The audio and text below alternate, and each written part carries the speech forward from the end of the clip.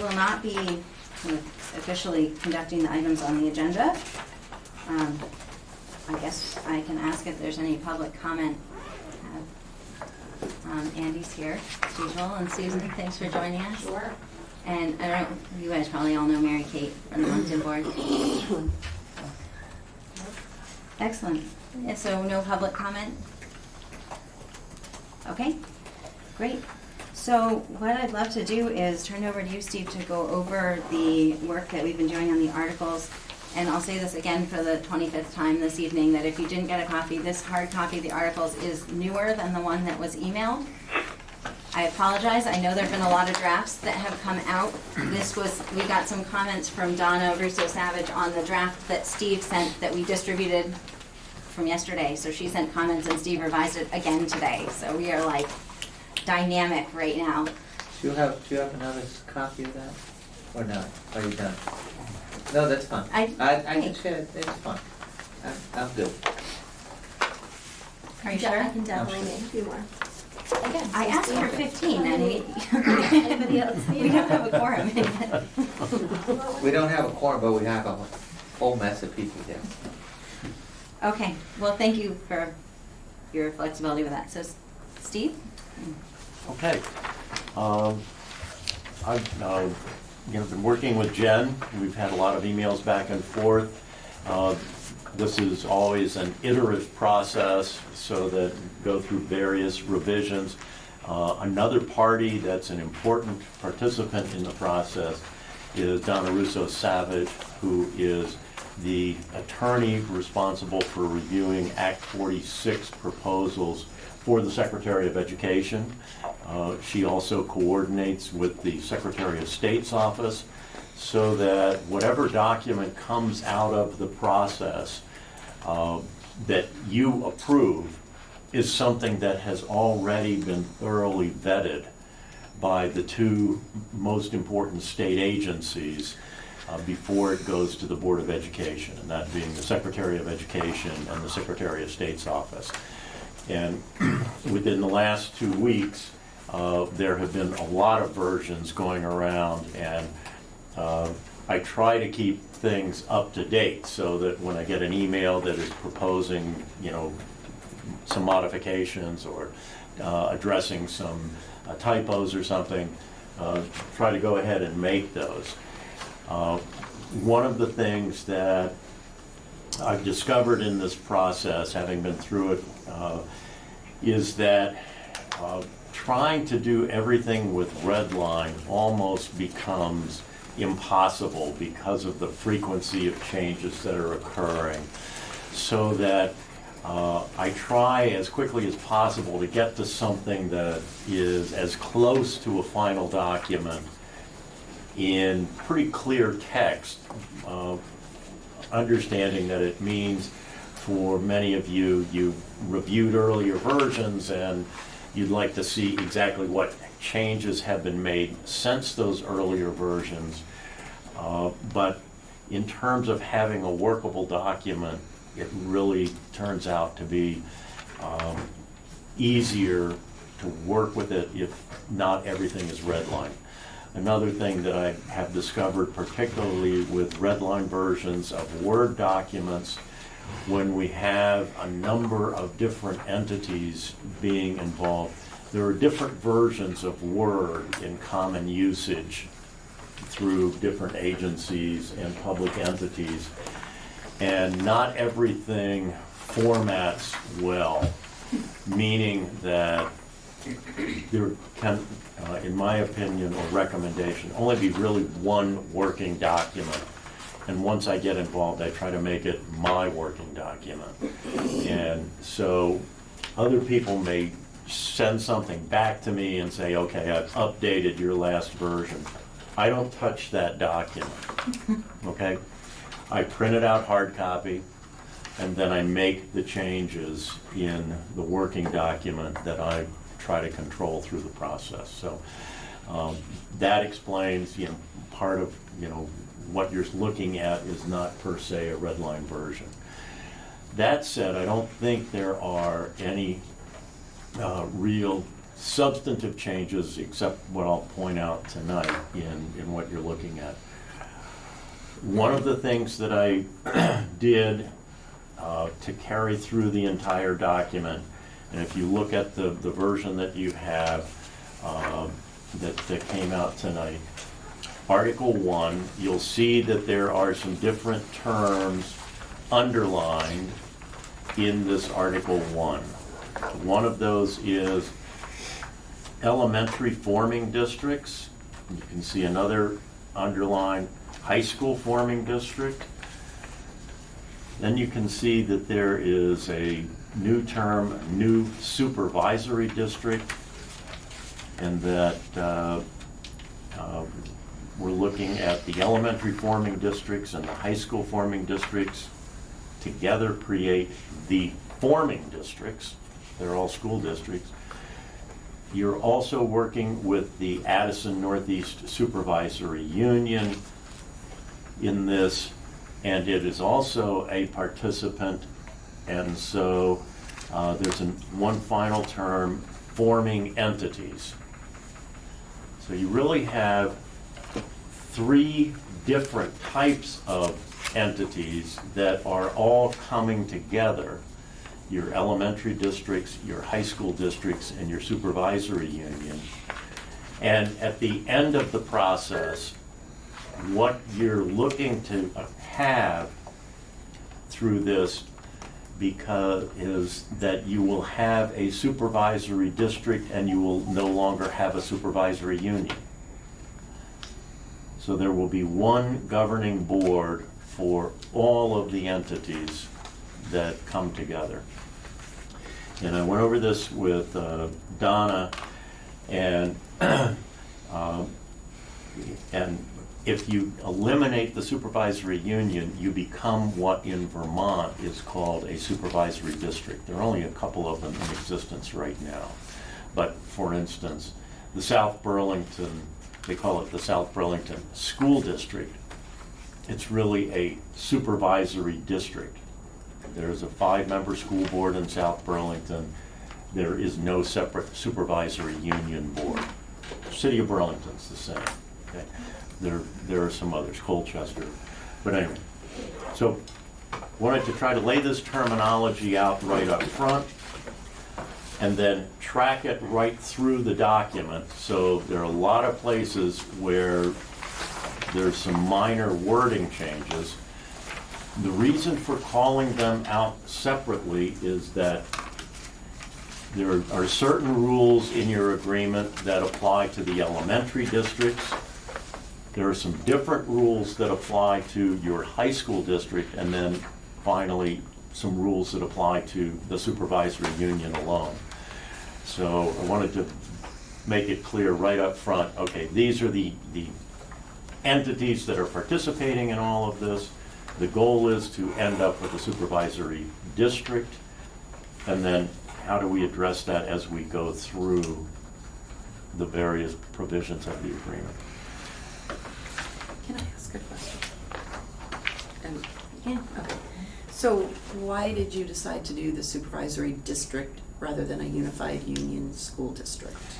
You had in your agreement, and I believe it is Article 12, and I didn't change that, but in your Article 12, you have that in the last sentence, the Addison Northeast Supervisory Union shall cease to exist on January 31, 2019. So that tells me that what you wanted to do was be a supervisory district, not a unified union district. Because you don't have to eliminate the supervisory union board. But apparently a decision was made at some point to say, we don't need the supervisory union anymore. Now, and if you think about it, there's a lot of sense to that, and I'll tell you why. Because if you go to a single unified union district, and you're proposing right now that that's going to be governed by a 15-member board. And we'll talk about that. There's nobody else involved. Okay? So that 15-member board would then appoint 5 people, or 3 people rather, to be your supervisory union board. And the supervisory union would then have, with those 3 people, because each district in a supervisory union gets 3 votes on the board, unless you're not operating a school, okay? So if you do not eliminate the supervisory union, you'll have a 15-member board that governs the school district, but a 3-member board that does all of the work of the supervisory union. And the 15-member board wouldn't be participating in that. This is all new. Right. Well, so I would say that, so we had some diagrams, I could dig them out of my binder, but we had some diagrams that were presented by our consultant that showed sort of that once you go to a unified union, that you don't have a supervisory union anymore. I mean, there would be no point because you're just one school district. So what I'm hearing you say is that under the law, we should actually call it a supervisory district instead of calling it a unified union district. Right. Right, but that it's still accomplishing what we expected, that there would not be a supervisory union and that we would have just the one 15-member board. Right. Let me give you a neighboring example not too far from you, Rutland Northeast. Okay. It just went through a consolidation, and it did what was called a side-by-side. It created 2 unified union districts, one with the Barstow School and one with Otter Valley, and the elementary schools feeding into Otter Valley. So with 2 districts, it could not become a supervisory district. It has to retain a supervisory union. And each of these 2 unified union districts will contribute 3 people, and the Rutland Northeast Supervisory Union Board would continue. It will have 6 people on that board that are representatives from the unified union district boards. In your case, since you will have no other districts other than the unified union district, there is no political or governance reason to have a separate supervisory union. You could do that if you wanted to. No, we don't want it. I think No. our intention And- was to have the preferred structure under the accelerated that we've seen, approved in many of the districts around us, so. Yep. And if the supervisory district is the right word for that. I'm just, by using that term, and maybe that's what's confusing, I was not changing what I understood you wanted your end result to be, which was one governing board. Okay? I was simply then saying that if it is just one governing board, the legal name of that entity under the Vermont statutes is a supervisory district, not a unified union district. Great, Ed? Why does the supervisory union continue in existence for 7 months after? It doesn't have to, and I would look at that as sort of belt and suspenders. Once everything comes into play, let's say as of July 1, 2018, which you've set up as your operational date, okay? There is going to be time necessary to close out all the existing books. Okay, so for instance. All right, we've heard that. The audit won't be done. Exactly. And The union has to remain in existence until it can in fact close business. exactly. And that's the only reason. And it needs a board to do that. Yes, Or it doesn't have to meet very often, No, but it needs a board to do that. it needs a board to do that. As It's Central's really hard looking at to once every explain to the couple of voters, months. I'll tell you. Right, I mean, that's. But if you mentioned the audit, and a lot of people don't fully understand, school districts since the 1980s have been sort of pushed into operating on an accrual accounting system as opposed to a cash accounting system. Now, most of us at home operate on a cash accounting system, which as of December 31st of each year, you can say, this is what I have in my checking account, and even though I may have credit card debt that I accrued during the year, I'm gonna pay the bill in January, and so you're paying it out of next year. But what you have on December 31st in terms of debts or cash, if you wanted to simply close the books, you say, that's where it is. But school districts operate on an accrual system, so for example, with that credit card bill, if all of that was accrued in 2016, let's say, when you pay that off, even in 2017, it gets charged against 2016. Okay, and so that's why you theoretically close your books on June 30th of each year, but it's not until you get the audit some months later that you really know how much money did we lose or how much money did we save during the year, because it waits. And there's a 2-month period that accountants generally allow for the receipt of additional income or the paying of additional bills, and then at some point they say, it hasn't come in at this point, and so now it just does get pushed to the next year. Okay, so that's why the supervisory union would be hanging around, as it were, to give them adequate time to make sure that they've got the audits in, that everything is balanced, and they can close all the books and move on.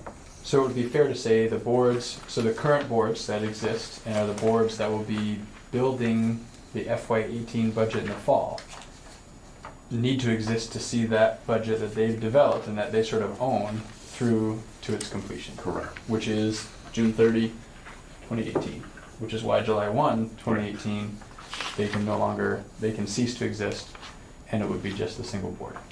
Well, even those boards will remain in existence beyond June 1st, or July 1st, 2018, because again, each district will need to have its own audit and get that completely closed out.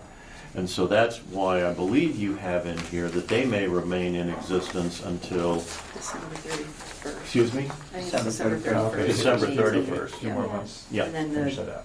And the supervisory union is pushed off a little later just because Okay. first the supervisory union wants to get all of the districts closed out. Then, when all the districts are closed out, it can close out its books. And these bodies, the lame duck boards, and can't spend any more money. All they can do is hang around long enough to account for the money already spent. They could pay some bills if there are some that need to be paid out of, in this case, FY18 funds. Yeah. You know, and they will presumably have cash in their banking accounts as of July 1, 2018. And that will not automatically transfer to the new entity until they've gotten their audit. And the audit says you needed to pay this bill, this bill, this bill to properly charge it against FY18. And then what they have left in their banking accounts is what actually gets passed on as a surplus. Okay. And then those boards have the privilege, so to speak, of convening that one last meeting to basically say, is there any more business for us to do? And they say, no, everything has been accomplished. And then I have a motion to disband such and such school district. Boom. goes out of existence. Great, Sarah? I guess I'm still just a little bit confused because, like, when I'm reading Addison Central, which I think right now we're doing more similarly to than Rutland Northeast, that they do refer to it as Unified Union School District in Article 1. So I don't. I don't know what Addison Central is doing. They took the same way that we're trying to form ours with 7, and then they did 1, 1, 1, 1, 1 based on population, and then they formed one board. So I personally thought we were trying to avoid having a supervisory district, but I don't know. Are they Could be wrong, eliminating their because- supervisory union? Yeah, they did, And that's, you can see there it's referred to as ACSD instead of ACSU. but it's school district, not supervisory district. I don't know that to be the case. Allison? And so that's my same concern. All of the other unification efforts that have passed, they're calling themselves Unified Union School Districts. So based on what you're telling us, if they're gonna call themselves that, they still need an upper 3-member board overseeing the board that they have. Which doesn't seem like what the majority of those people were intending to do. I thought Okay. so what you're saying to me sounds like they didn't do the right thing. Well, I can't speak for entities I haven't represented. Right. But I did talk to Donna Russo Right. about this, because she said, you're putting in here that this will be a supervisory district, and that will only occur if the state board agrees to eliminate the supervisory union. Okay? And I said, that's correct. The state board has to agree to eliminate the supervisory union, but the document that I was provided to review, you know, I didn't add this sentence in Article 12. And we were just taking from what everybody else was Okay. doing. Well- the way theirs read and Yeah. the way it was our I consultant presented it to us. I want to say that So- there are a lot of consultants who are working with entities around the state, different consultants. And there are some different attorneys working on things around the state. And I'm not saying that everything has been addressed the way that I'm recommending that it be addressed in your case, but I can tell you that I have raised this issue with Donna, and I said, there are 2 ways we can do this. And because she said it's a separate state board approval to eliminate a supervisory union. I said, okay, let me know. Do you want to take that out of this?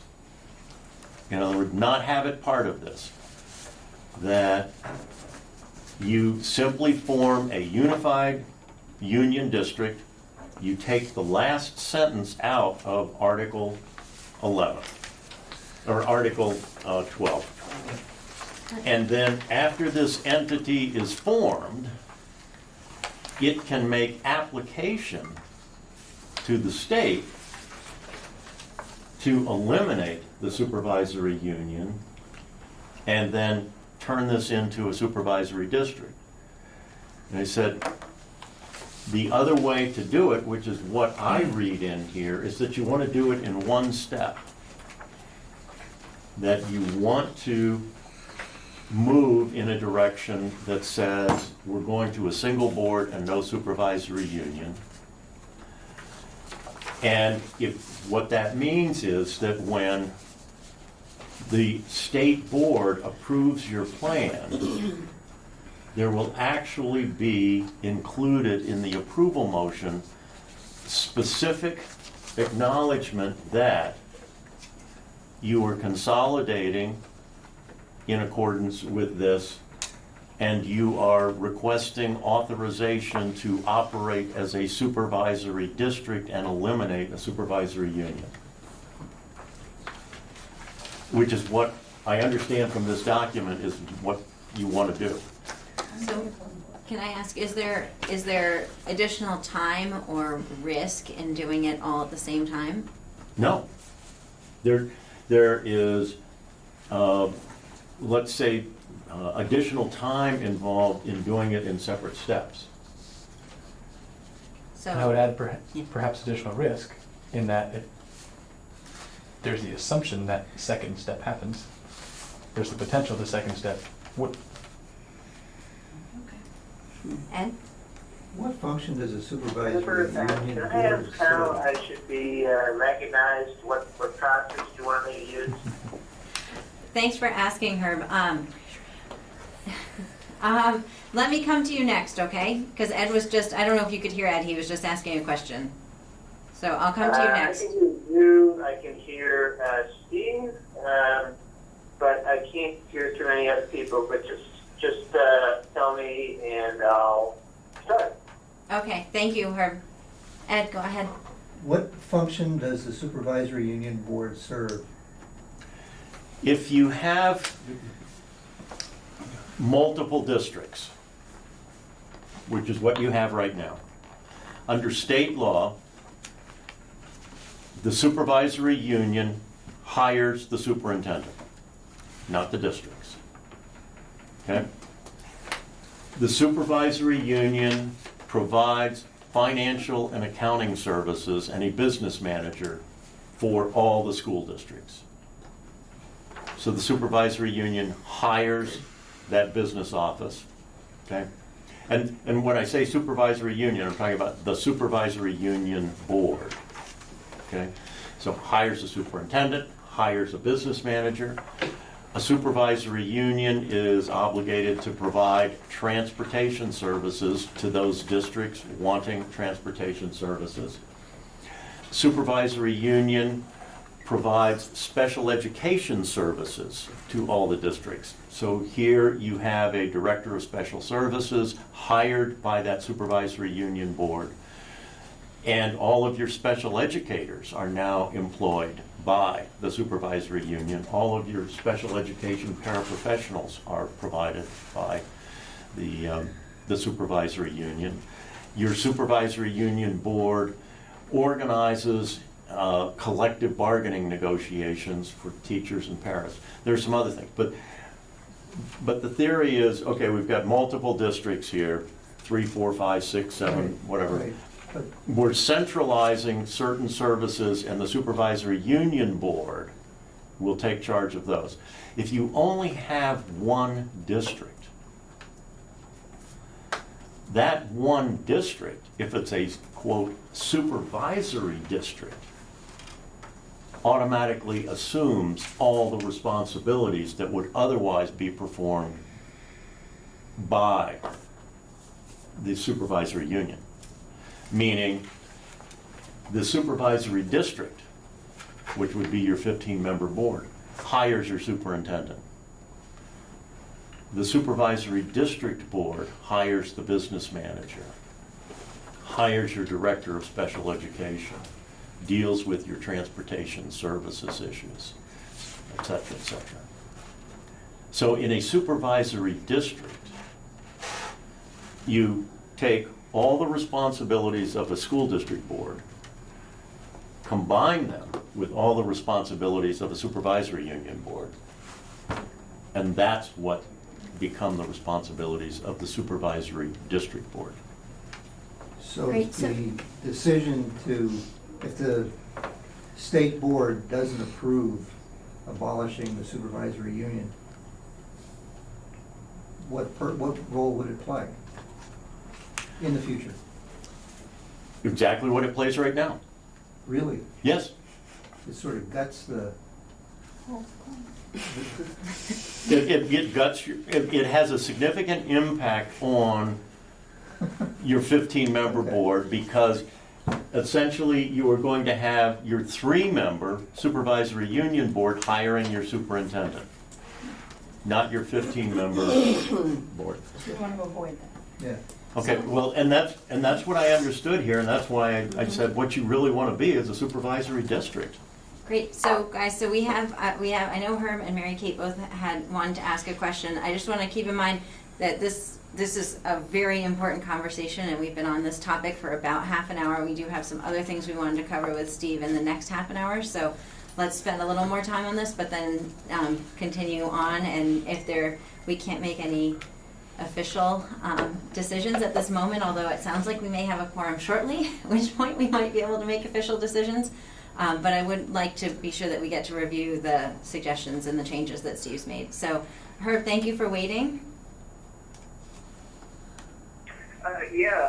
First, welcome, Steve. Glad you're helping us out here. So just for my general comment is that I think Steve's right. I'm looking at the definitional section in the education statute. I mean, I'm not that familiar with educational statutes as well as Steve is, but I'm looking at the definitions in section 11A24. Supervisory district means a supervisory union that consists of only one school district, which may be a unified union district. And I think, you can tell me if I'm wrong, Steve, but I think that's what you're talking about. My question, though, is what statutory sections are we going under when we're forming this supervisory union, which may be a unified union district? Is that the provisions that talk about how to form a unified union school district? I've got that under 722, Steve. Okay. So basically, I'm asking, is there some other statute that governs how supervisory district is formed other than, 722, dealing with unified union districts?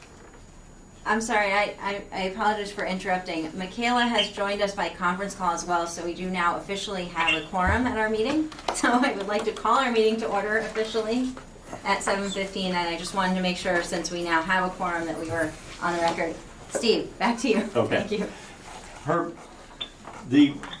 this really is a two-step process, and you're combining those steps. You're bringing all of your districts together under the statute that deals with forming union districts, or in your case, a unified union district, and you're referring to 16 VSA section 722. Right. Okay, but then if you go to a separate statute, and I didn't bring my statutes with me, the one that deals with supervisory unions, it has the process by which the state board can designate a unified union district as a supervisory district. So that's why I'm saying there are really two things going on here. One, you're forming a unified union district, and you're going through the complete process to do that. Because your formation plan also contains this sentence that says the supervisory union is going to go away, we'll need a separate authorization from the state board under the process for designating a unified union district as a supervisory district. And both of those would be accomplished with the state board approving this document. Great, thank you. So that makes sense to me, Steve, and the committee, that, what you're saying certainly makes sense to me. Great, thank you. Thanks, Herb. Mary Kate? I just wanted to just confirm with you, Steve, there's no risk that the state board, in approving the dissolution of the supervisory union, that could happen before the vote to merge. In other words, if not everybody voted to merge, would the supervisory union be not in existence? So just a timing question. I'm looking at having the same motion that would approve this plan will, within it, contain representation, and we agree, that if this unified union district is formed, So it's contingent on. that there will everybody be voting for it. Okay. designation of it as a supervisory district upon the elimination of the supervisory union. Right. Yep. Great, thank you. So, shall we go ahead and move on to, I think we're up to Article 6 was the next one where we had some questions for you, or we had talked about that a bit. Yep. And actually, on the Article 6, and where did I know I told you I had buried something else in here. Oh, what you added at the bottom of Article 7. It's under 7D. Yep. So actually, Okay, so, Article 6 is, addresses and is consistent with statutory requirements that all debt, operating fund surpluses and deficits, and any specially existing funds need to go to the new entity. And this accomplishes that, okay? I've recommended that you get the debt is pretty easy to pull together. The operating fund surpluses and deficits, you won't know until audits are completed. But then specified funds, and I've recommended that you get a list of all the funds that are being maintained by each district, so you can look at those and, you know, in some cases, it may be a fund that your school districts will want to liquidate locally in FY18 before the merger occurs, because there would not be a prohibition on doing that.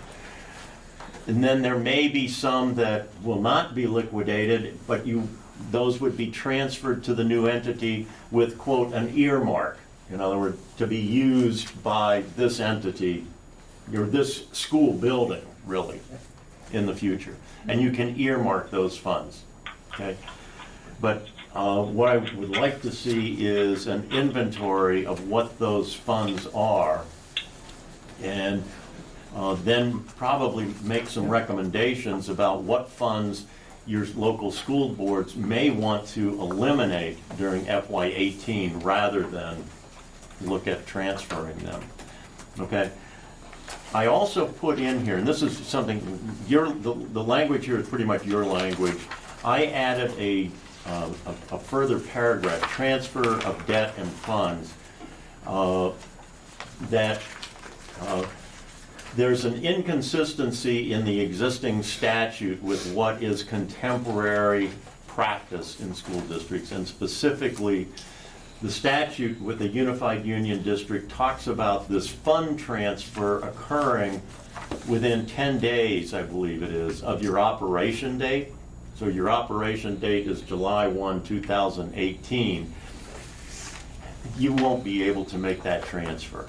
And I've already run this by, we've gotten work with the Agency of Education on this and in other instances, and they say, yeah, you can't do it. It's probably 90 to 120 days before you'll be able to transfer surpluses or deficits. And what they want to see to address that is that your new board will work with the business office and the various treasurers and say, okay, this is what we need to transfer. These are the audit reports we need. Here's the schedule under which we want to see these transfers occur, which, as I say, will be more in line with something along the 90 to 120 days. But it would certainly accomplish all the transfers from your member districts by the December 31, 2018 date, and the transfer from your supervisory union by the January 31, 2018 date. So that's all I added there. There was one other question that is not specifically addressed here, which is the impact of this new entity on what I'll call local school fundraising activities. Okay, the parents or whatever in particular communities have historically engaged in local fundraising. That all occurs under the supervision of the local school board. Okay, well, there won't be that local school district board at this point. Nonetheless, and the examples are voluminous around the state, in larger districts that operate multiple schools. So you take the Burlington School District, I'm familiar with that. My daughter, grew up in and graduated from the Burlington School District. 5 elementary schools throughout the district, and each elementary school had its own parent-teachers organization and its own student or parent or faculty-based fundraising activities, and the Burlington School District has procedures in place so that all of the monies collected go into the school district business office to be tracked, but they are earmarked for the fund for the school building for which they were raised. And so what I put in to address that, and if you go to Article 7,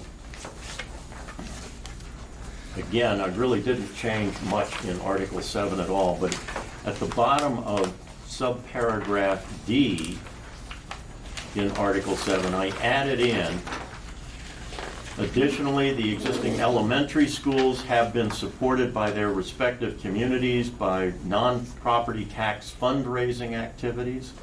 The new SD board will develop policies that will allow the continuation of school-based fundraising activities. So it does need to be a policy. The money needs to be tracked through your business office. It already is. And frankly, right now it is as well. It's the supervisory union's business office that is tracking monies that are being collected. And, okay? And so we had, we had heard specific concerns, and we'd had numerous discussions in this group about ensuring that those groups within each community understands that those activities will continue to be permitted. So I think the intention of adding this into Article 7 was to make sure that everyone understood that there was no reason that would be, expected to be changing. Okay. So, Now, Mary Kate, I think. Well, there's some private nonprofits that money, and the Monk and PTO is a private nonprofit. Okay. And the money doesn't go into the district, so it's not an issue for those. And Right. Lincoln has the Friends of Lincoln School, I think, right? Yeah, they do. So those will continue to That's still exist, but they separate, won't right. need to be tracked Yeah. through this process. And, correct. Okay? Allison? So, your addition at the end of D, Mhm. 7D, it mentions the elementary schools. What about the high school? Because the high school has its own things that it does as well. Okay, I can add that in. Okay. I just wanted to make sure that it wasn't, if it needed to be there, it was there. Activity account. Yep. The activity accounts. Right. Or other things too. Yep. Okay. Great. That's not bad. Can I just point out, and I don't know if you were gonna go back to this,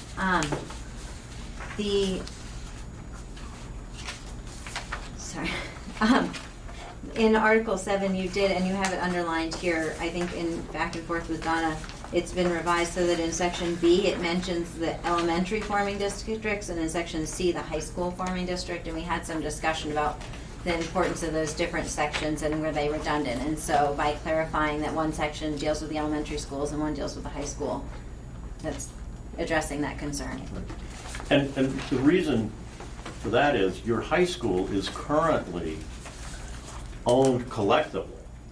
It's owned by a union district. It's not owned by the town of Bristol, even though that's where it's located. And so setting up a provision that says if the board decides to sell the high school and build a new high school somewhere,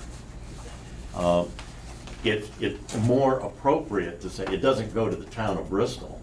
It's more appropriate that it is something that is potentially just sold and the new entity builds a new school somewhere. Your elementary schools are all different in that regard. Okay. Great. Hold on just a second. Herb, did you have a question?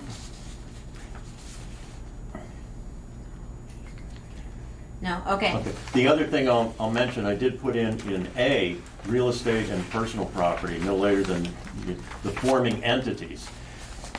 Remember, the forming entities include your supervisory union. Well, your supervisory union doesn't own any real estate, but it leases this space, and your supervisory union does have a lot of personal property. You know, we're sitting on some of it. And so, you know, I wanted to make it clear here that it's not just the school districts that convey to this new organization, but it's your supervisory union as well. One of the things that may or may not be a benefit, by the way, of getting rid of a supervisory union is that under Vermont law, supervisory unions are not allowed to own real estate. They can only lease it. When you form a supervisory district, if there's an expansion that can be put on an existing building somewhere that is owned by the district to provide permanent office space, you know, for a central office, you can do that. I think I've heard that idea somewhere before. Okay. All right, so we should talk about Article 8 briefly. This has been restructured so that you have 15 board members who are elected on a population proportional basis.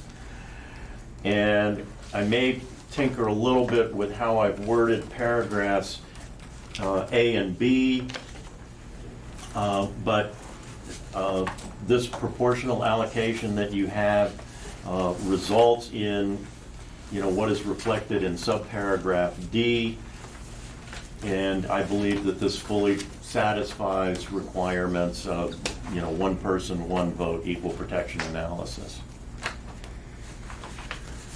The thing that I was trying to tinker with mathematically is whether in subparagraph A, I have a two-step process that, you know, A and B, that get to the number.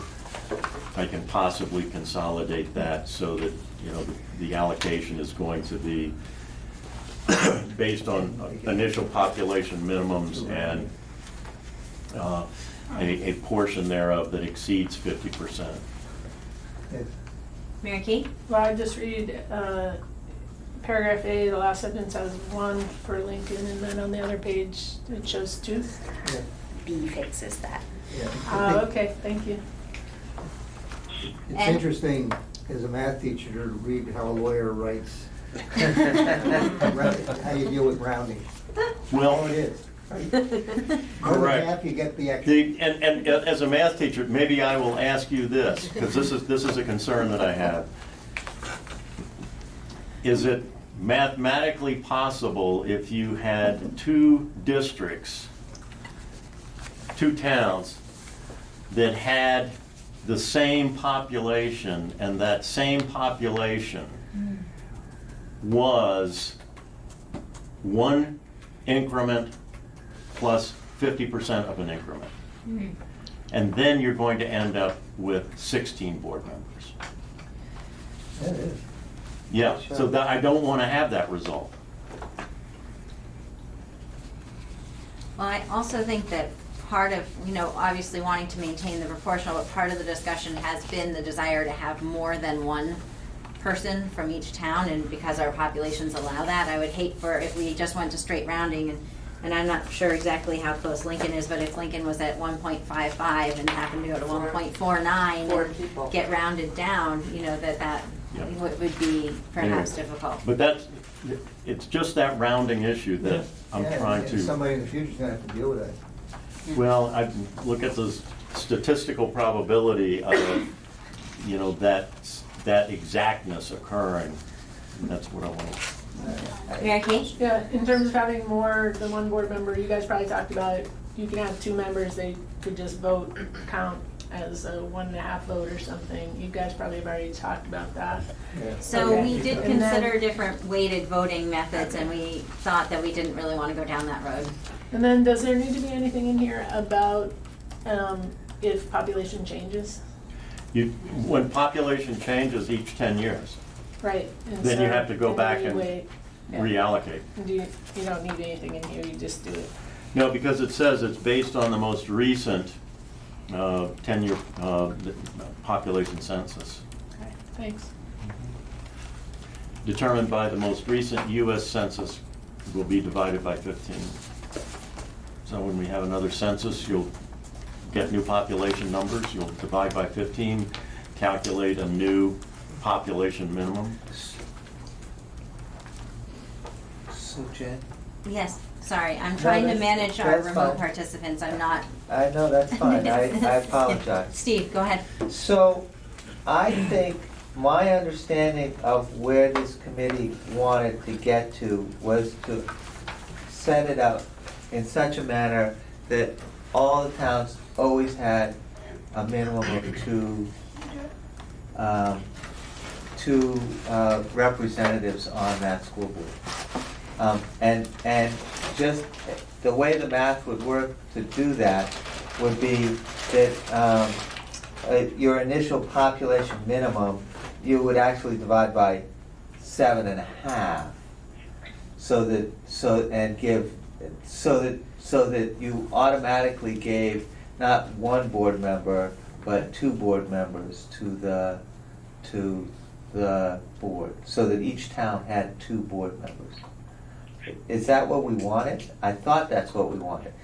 For instance, I mean, we are really, I mean, the math is right here, and Lincoln really is within 4 or 5 people. I mean, of being knocked down to one vote on that board, and I'm not sure that that's what we wanted to do. The math is a little different. Yep. But I mean, that was my understanding of what we wanted when we originally talked about the board of directors composition. And I guess I just sort of would like to hear from the rest of the board if that's what we wanted to do. You can set it up that way. So I don't know, I don't remember, I think when we changed our approach to the board, we did it fairly quickly compared to the amount of discussion we had in the initial go-round. But I think the balance is making sure that it still maintains a proportional representation. Sure. So, but maybe we could, if the committee members that are present are interested in having Steve explore if there's a different way to construct that language to try to maintain a minimum of 2 board members. Is that something that's of interest? Or are we happy with the way it is now? Roughly approximating proportional representation. Mm-hmm. As the representative, the non-voting representative from Lincoln, are you interested in having the committee look into that? I guess just one practical thing that I'd raise. So, I'm trying to think, the next census is 2020. 2020. We won't know about it until 2021, though. No? I can look at, I'm not sure that it works. It's interesting, when you do that, what you're saying is that for every 1,690 population or part thereof, you get 2. You know, so now you're sort of allocating them 2 at a time, and it gets a little funky. I'll have to think as well.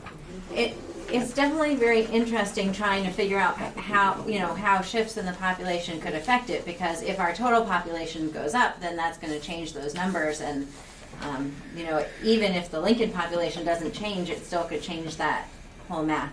So Herb is raising his hand. So Herb, go ahead. Yeah, I just wanted to reiterate a point that I made before, that I think it's important with a strong, very, very strong supervisory district organization that there be a strong board. And I'd be concerned about, I'm already a little concerned about a 15-member board and raising it beyond that in order to maintain 2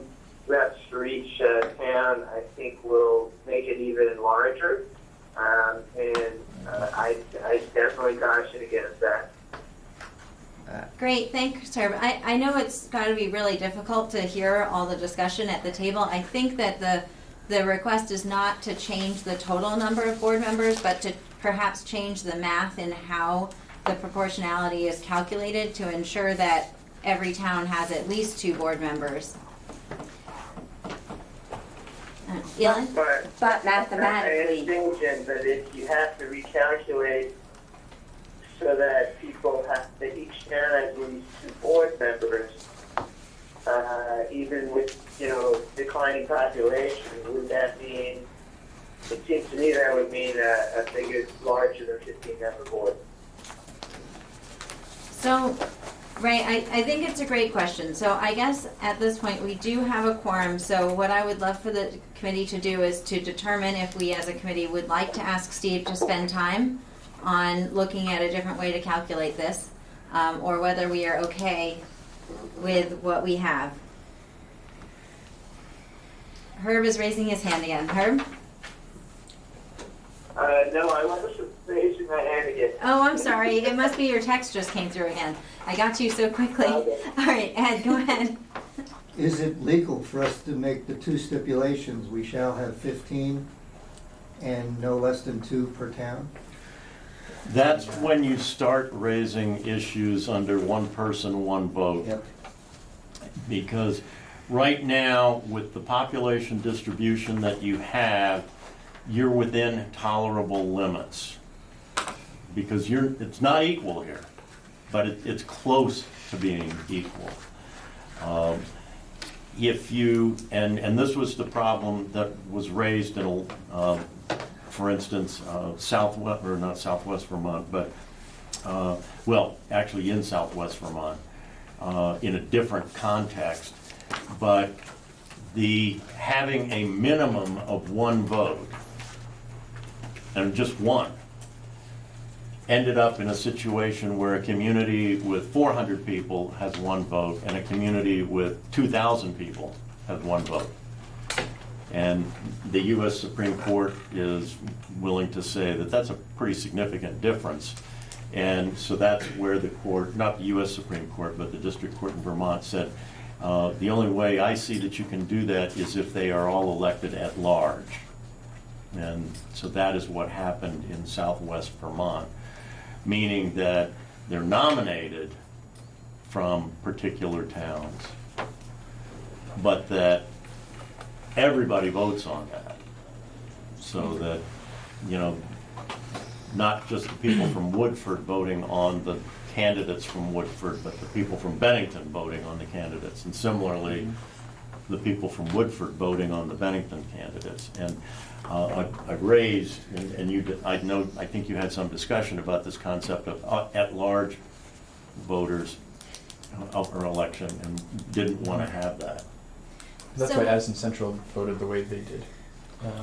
So I want to remind us as well that while it's not easy for a future board to change these, this could be changed by bringing this vote to the voters at a time if this math stops working for us, or we feel that we would be more effectively represented by a different model of calculating the board representation. So I think it is very difficult for us to imagine all the different scenarios that could happen.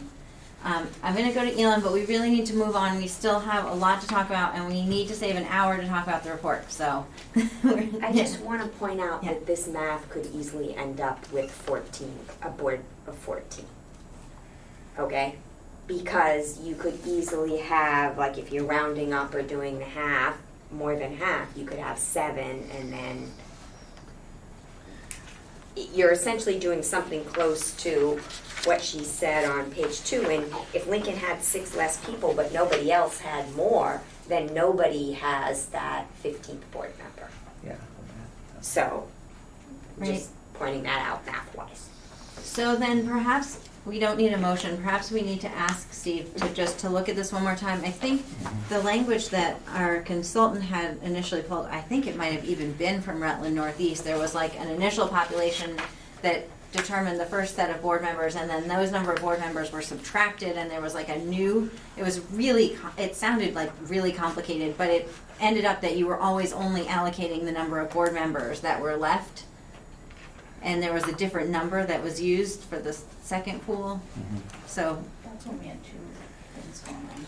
Yeah, and we also had the proportional and at-large, but Yep. it would perhaps be a way that you at least ensure that you always end up with the right total number This of sounds like board a members. great project for the math teacher. Yeah, no homework, thank you.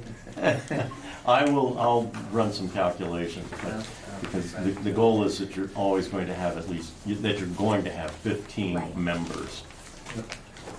Okay?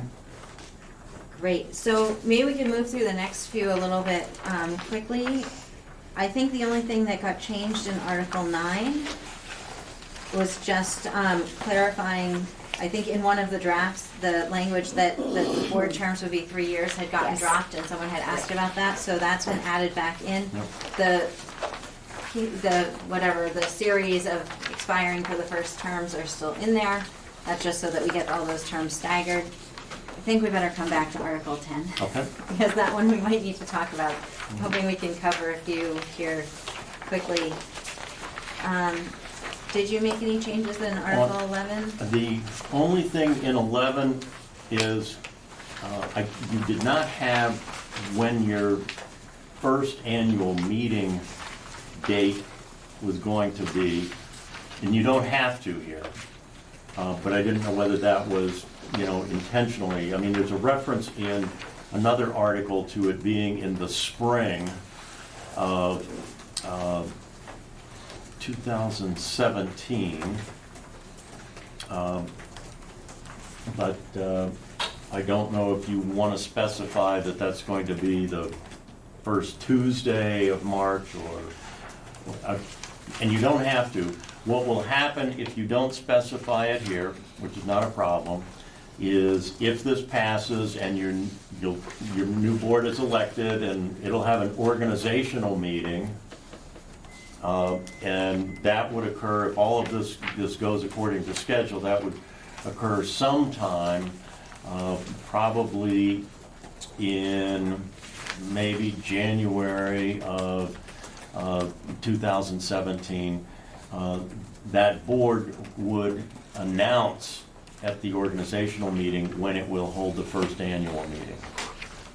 And then that will get publicized and it'll be warned like any meeting. So if you don't need that, we don't need to put it in here. Okay? I don't see that there's any reason at this point to define it, because I would imagine it would be a whole year later when there would be a budget to present, so.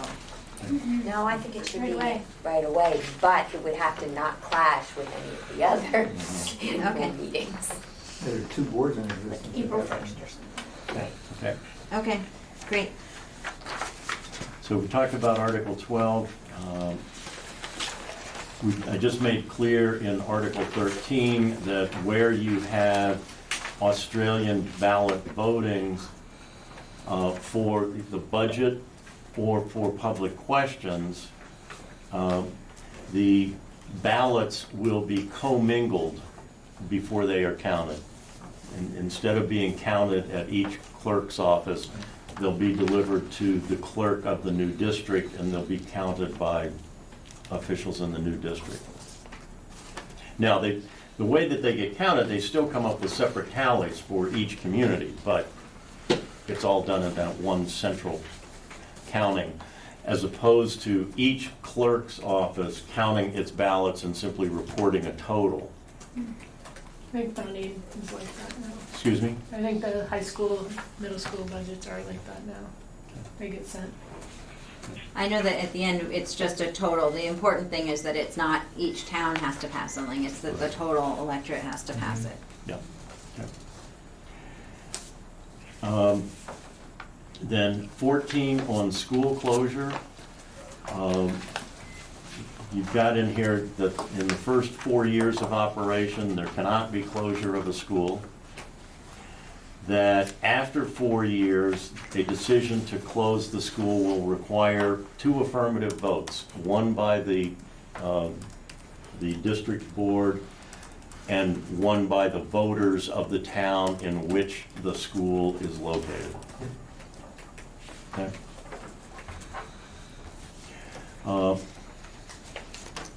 Community engagement and input.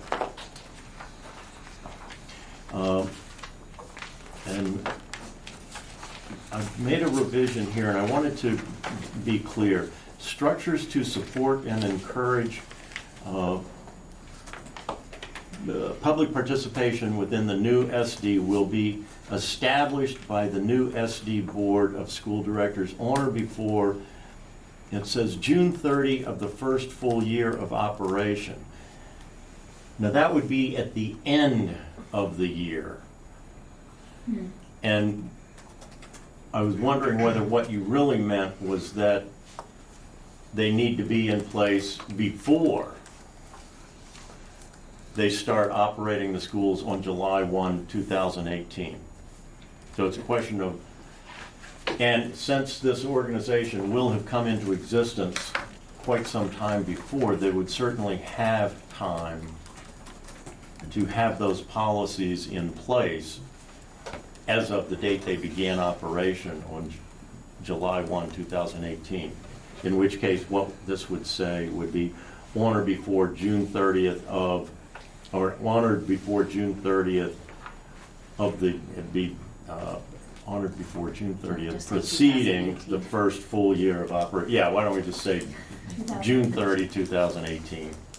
I think, Allison, I think you had proposed this language. Does that work with, is that what you had envisioned? Was that they would be out before the new district starts Correct. operating the schools? Yeah, because Okay. then they would be able, those advisory Yeah. people would be able to offer their advice before you start talking about stuff that. I'm just thinking logistically, how does an organization that hasn't yet organized conduct that business? Well, once it's organized, in other words, if the vote passes in November of 2016, the organizational meeting would occur probably within 3 months. There are different certifications that have to occur, but that's why I'm saying probably by the end of January, early February of 2017, this board will be up and operational, because you will have elected the board members in November of 2016 as well. So it then, under this document, has full authority to take all the actions necessary to be ready to commence operating on July 1, 2018. So that board is actually going to start meeting, and in accordance with the open meeting law, and it can begin adopting, preparing policies and doing all of that. And it will need to prepare a budget and hold a quote annual meeting on a proposed budget sometime, prior to, and it may not be until, the spring of 2018 that it actually, holds a vote on a budget. But it'll have full authority to prepare that budget and put everything together. Okay. Great. Herb? Yes, thanks. So, Steve, I understood from your earlier emailed comment that under the statutes, unless the two types of articles, there are articles that this board is putting together right now, and there's the articles that will appear in the warning. And as I understood your comment previously, Steve, you said that unless the study committee article was included within the warning articles, it was not binding on the new supervisory district board. And at least that's what I read your comments to mean. So would that mean that Article 15 and I guess Article 16 that we're on the next one would not be binding on the new supervisory union board, supervisory district board? Okay. And this gets into the article that we deferred discussion of, which is Article 10. But what you have, mentioned is substantially correct.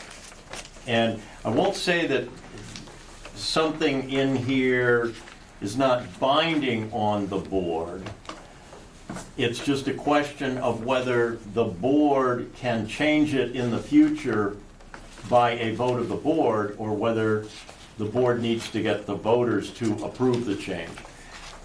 As things are currently drafted, and this is the discussion that I know Jen wants to have about Article 10, is what goes into Article 10. And I've included some things in there, but I currently do not have Articles 15 or 16 specifically included in Article 10. So, Okay, yeah, understood. Thanks, Dave. yep. So let's finish Article 16 and then go back to Article 10. We're really going to try to wrap this up by about 8 o'clock so that we have time to move on to the report. Sorry. Okay.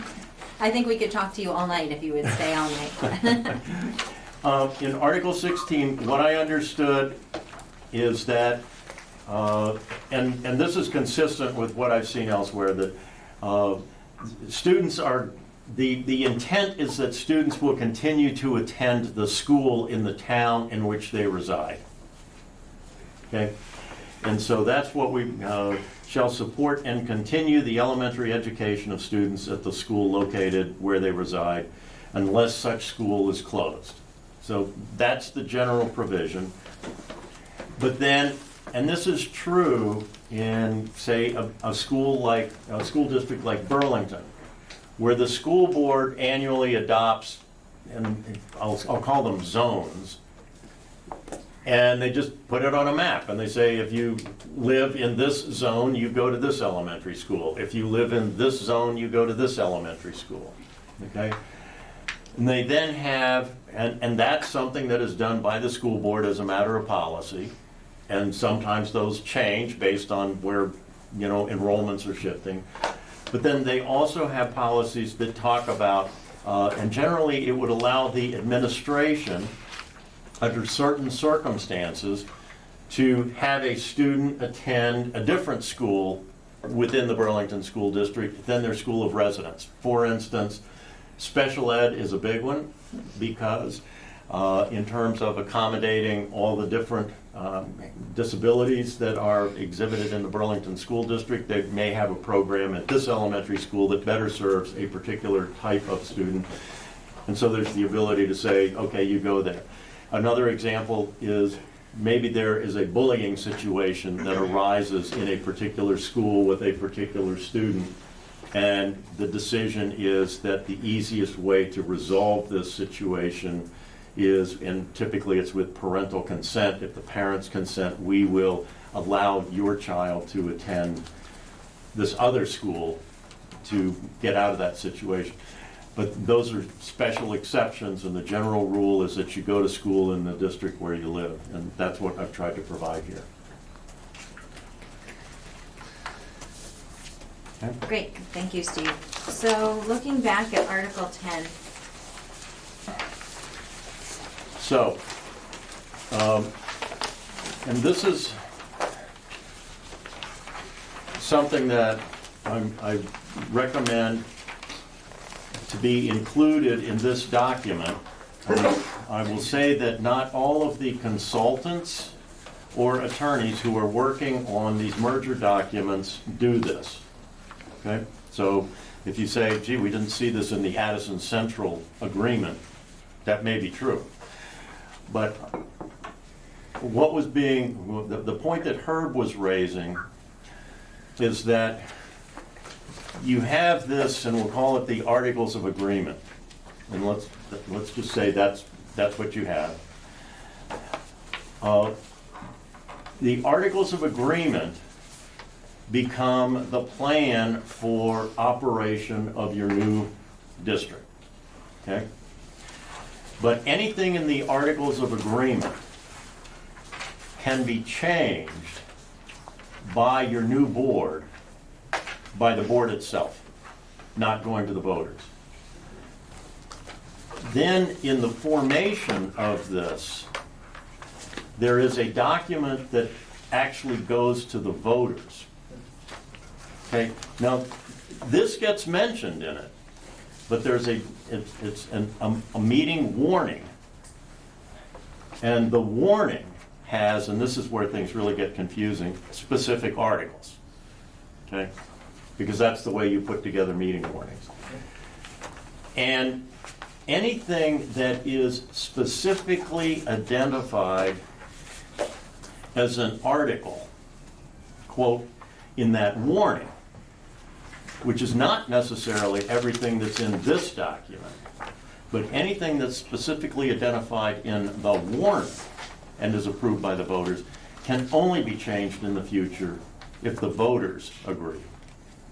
The board itself can't change it. So there's certain things that are required at a minimum to be in the warning. And if we go to Article 10,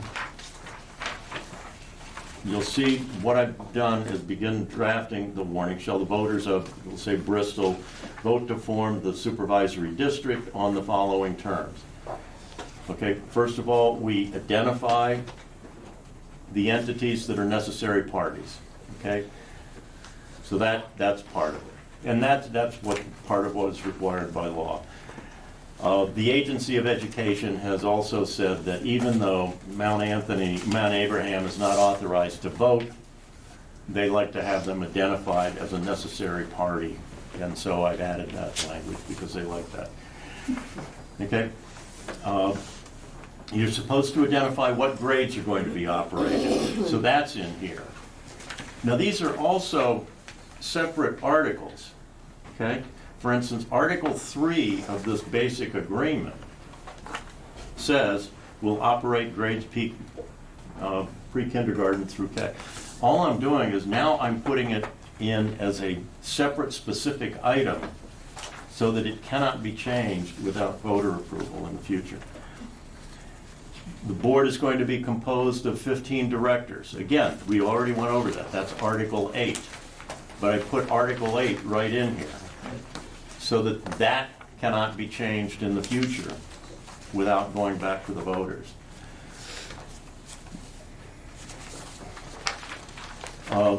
On the issue of disposal of real estate,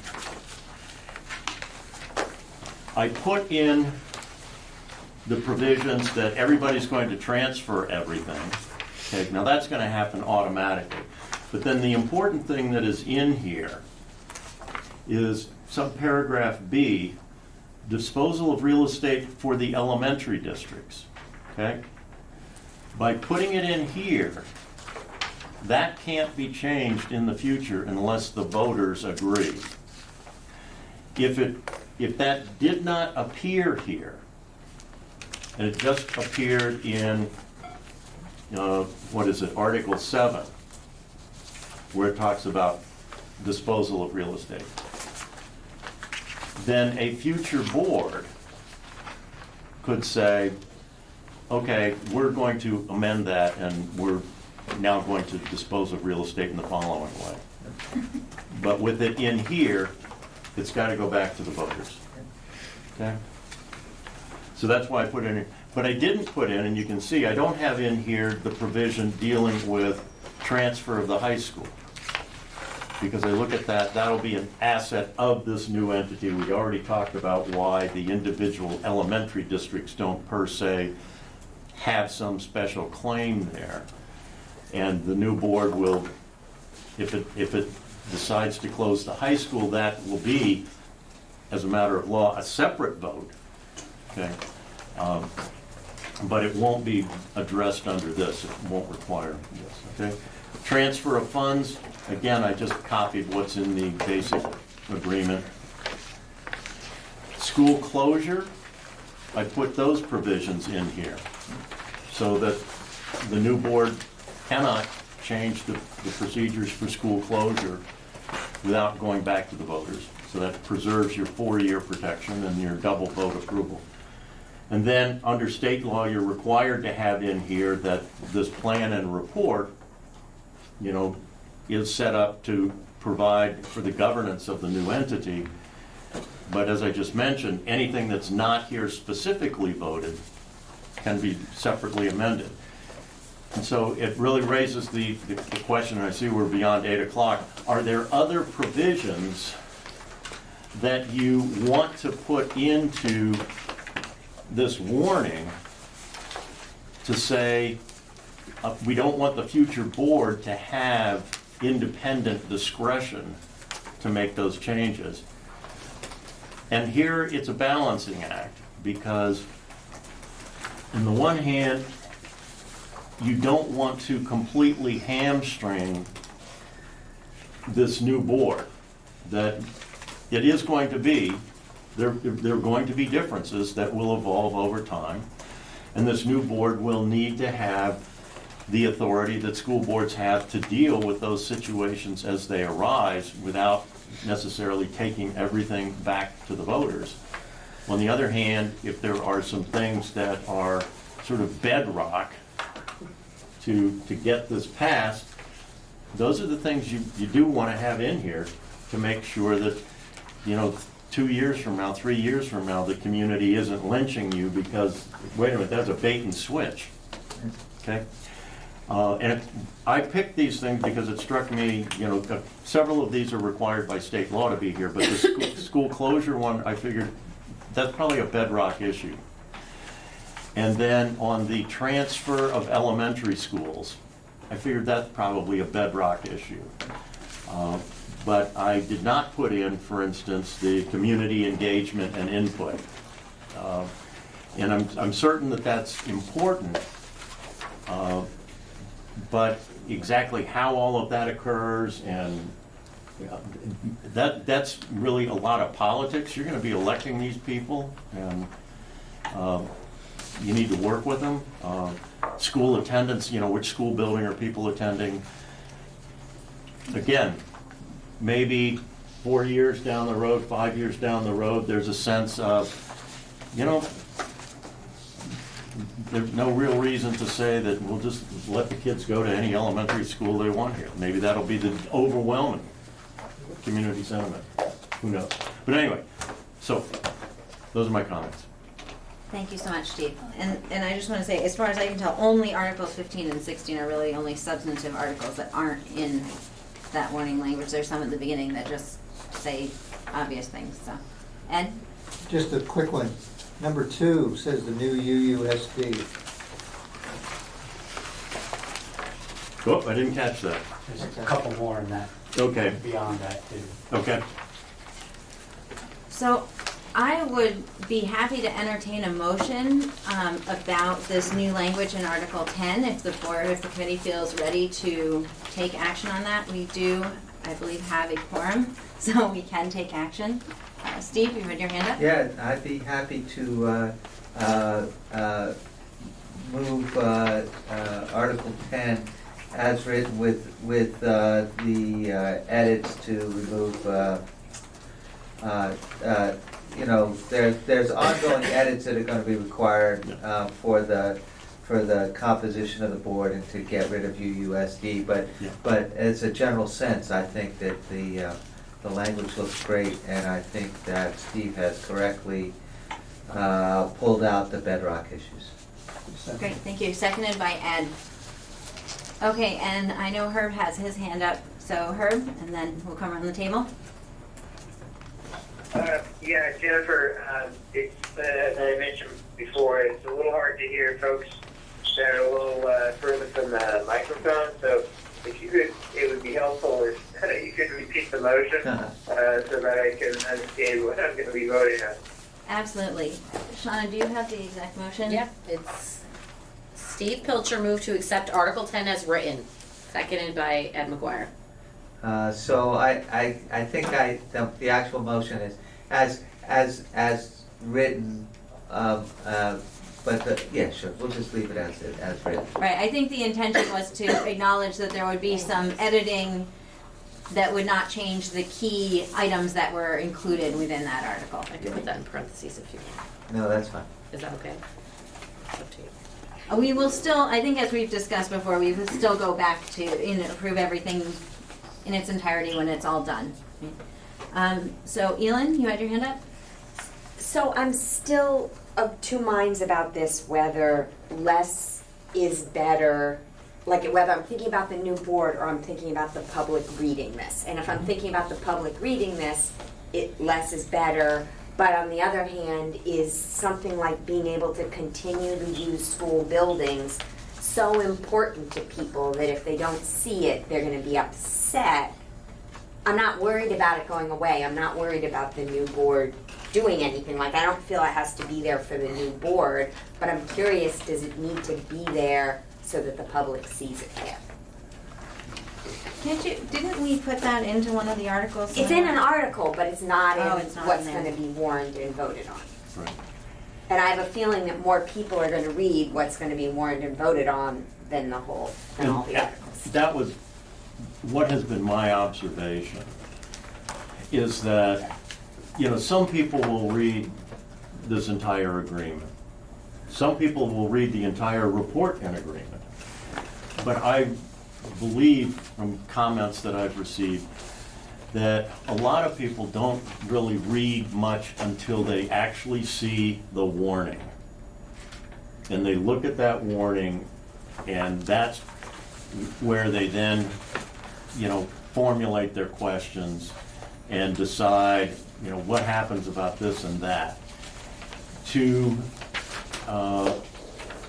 On the issue, and let's just talk about the real estate specifically. To satisfy the minimum state requirements, okay, you would need to have basically what is Article 7, subparagraph A. In the warning, that is For the, is that paragraph 4? Paragraph 4A, okay? That's all you would need to satisfy the state minimum.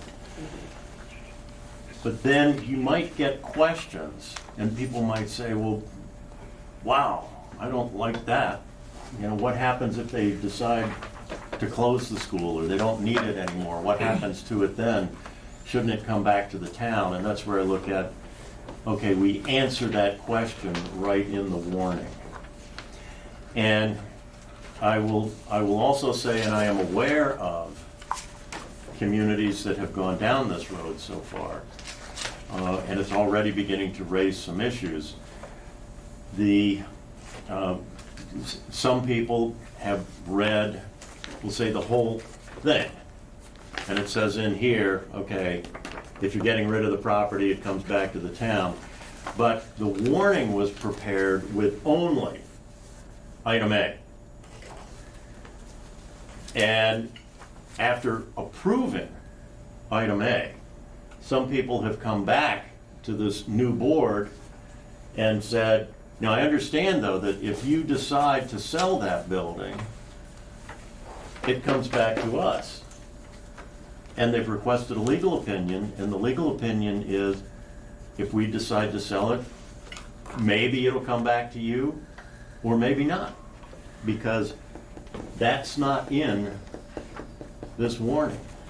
And they're already talking about, well, we've got to go back and revote this, because there's no way we would have agreed to, you know, this. We understood that whatever was in here, you were going to have to live by, and that's not the way the law is written.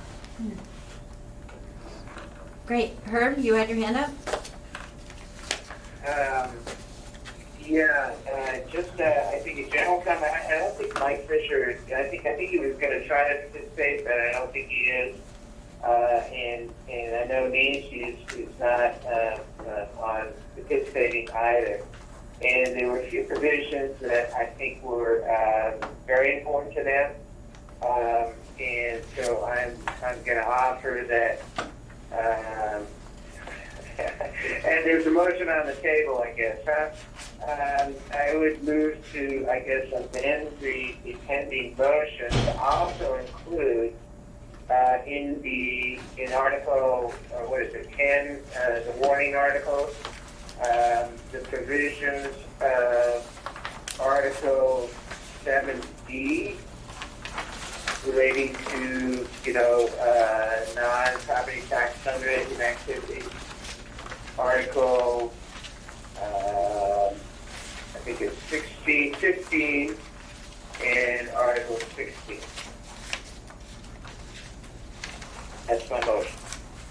there a second? I'll second it. Okay, Elin will second the amendment. So the amendment, I think everyone heard, was to amend the original motion so that it would include the paragraph 7D, which we talked about tonight around the fundraising, as well as Articles 15 and 16 in the warning. So making a more complete version of our articles on the warning.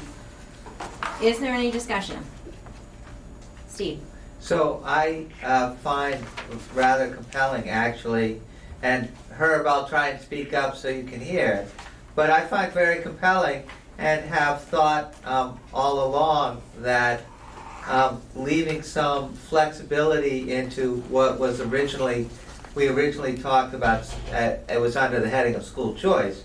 But my feeling is that this school district, supervisory district, will evolve over time, and that thinking of just having students go to the building that's closest to where they reside may not always be what we want. And so I would prefer to leave Article 16 off of Article 10, if you will. Great, thank you, Steve. Any further discussion before we vote on the motion? Okay, so the motion is to amend the original motion to include paragraph 7D, Article 15, and Article 16 within the warning text.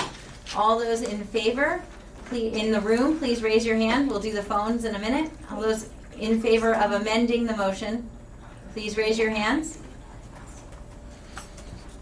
Okay, I have no hands up in the room. Michaela, are you voting for or against the motion, the amendment?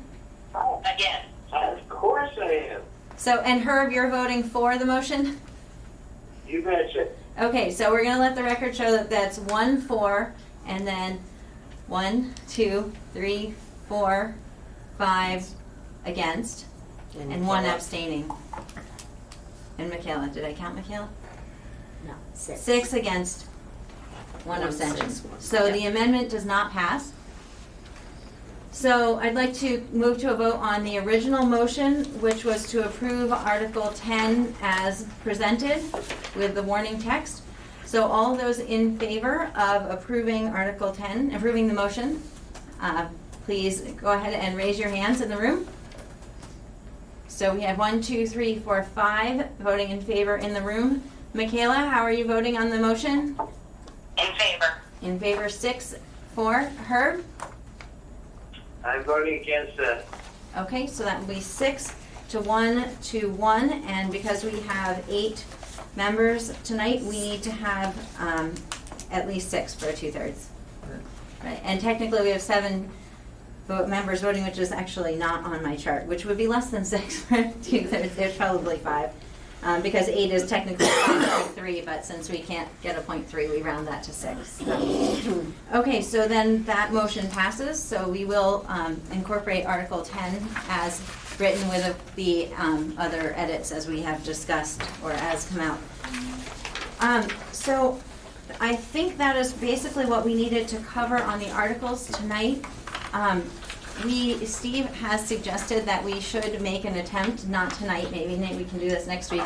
We should attempt to call ourselves something, at least in the meantime. I know the last time we did that, we had several motions and nothing passed. So maybe you all could just reflect on that. You know, we have agreed that we think it's beneficial for the new board and this new entity to be able to do some community engagement around what do we really want to be going forward.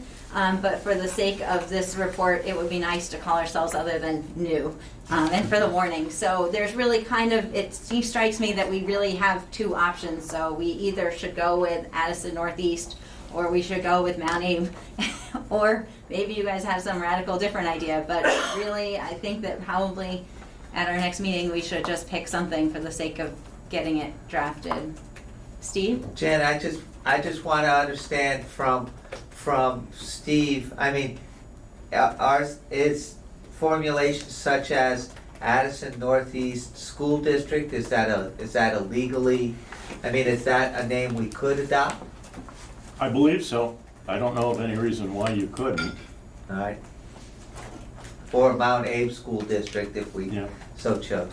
All right, thank you. Elin? I want to say I actually think it's easier if it's not one of those two things because of confusion between things that are all going to be existing at the same time. So if it's the 5-town district or, you know, if we know that it's temporary, we don't need to go with the obvious choice, which is, I think, Addison Northeast. And that already exists and it's going to be existing at the same time. Okay, so something to look forward to for our next meeting. There you go. Although I do want to say, you know, we had to have dedicated some time to that discussion in the past, and since we have decided as a committee that we really want the new board to do the work of this, I would like us to not do a lot of work in figuring out what we want to just put into the report to call it. So I'll encourage you to come with your ideas and ready to make a decision about it to the next meeting. Then. I will say the precedent in the state at this point for districts to be named for geographic features like Twin Rivers or Mountain Town and stuff like that. So you're going for Mount Abe. Yeah, there you go. Also, a lot of precedent to just go with what exists. Excellent. Steve, thank you so much for being here tonight and for all of your help with this. I will get, I'm not in the office tomorrow, but I will have revisions. I'll see if, I've got a math whiz in the office who will run through we could probably do like 2,000 permutations of population distributions to see how many problems arise in terms of maintaining 15 board members with 2 for each town. Well, you know, the 2 for each town, it wasn't clear that that was a requirement. Okay. Anyway, thank you very much. Thank you. As a closing comment, I'll say you guys have done some really good work. I think you've made some tough decisions. I'm sure getting to where you are, and it shows up in the document that you had drafted, because I really have not done substantive stuff as much as just some technical editing and then trying to refine it to reflect some of the specific goals that you want to accomplish. So you should congratulate yourselves on some hard work. And I will be back in touch. Excellent. Thank you so much. Thank you, Steve. I got it. Thank you. So, so we're going to move on to item number 5 on the agenda, which is reviewing the report. I am going to turn it over to Katrina momentarily for that. I am struggling a little bit logistically. So right now we have a quorum with our 2 members that are on the phone.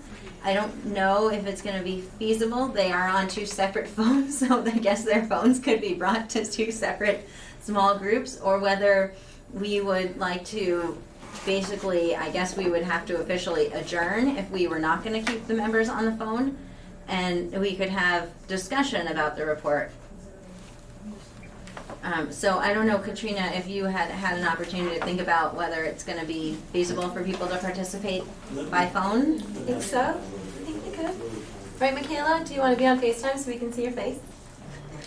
Yeah, I think that would be helpful for me. Okay, we can do that for her at least.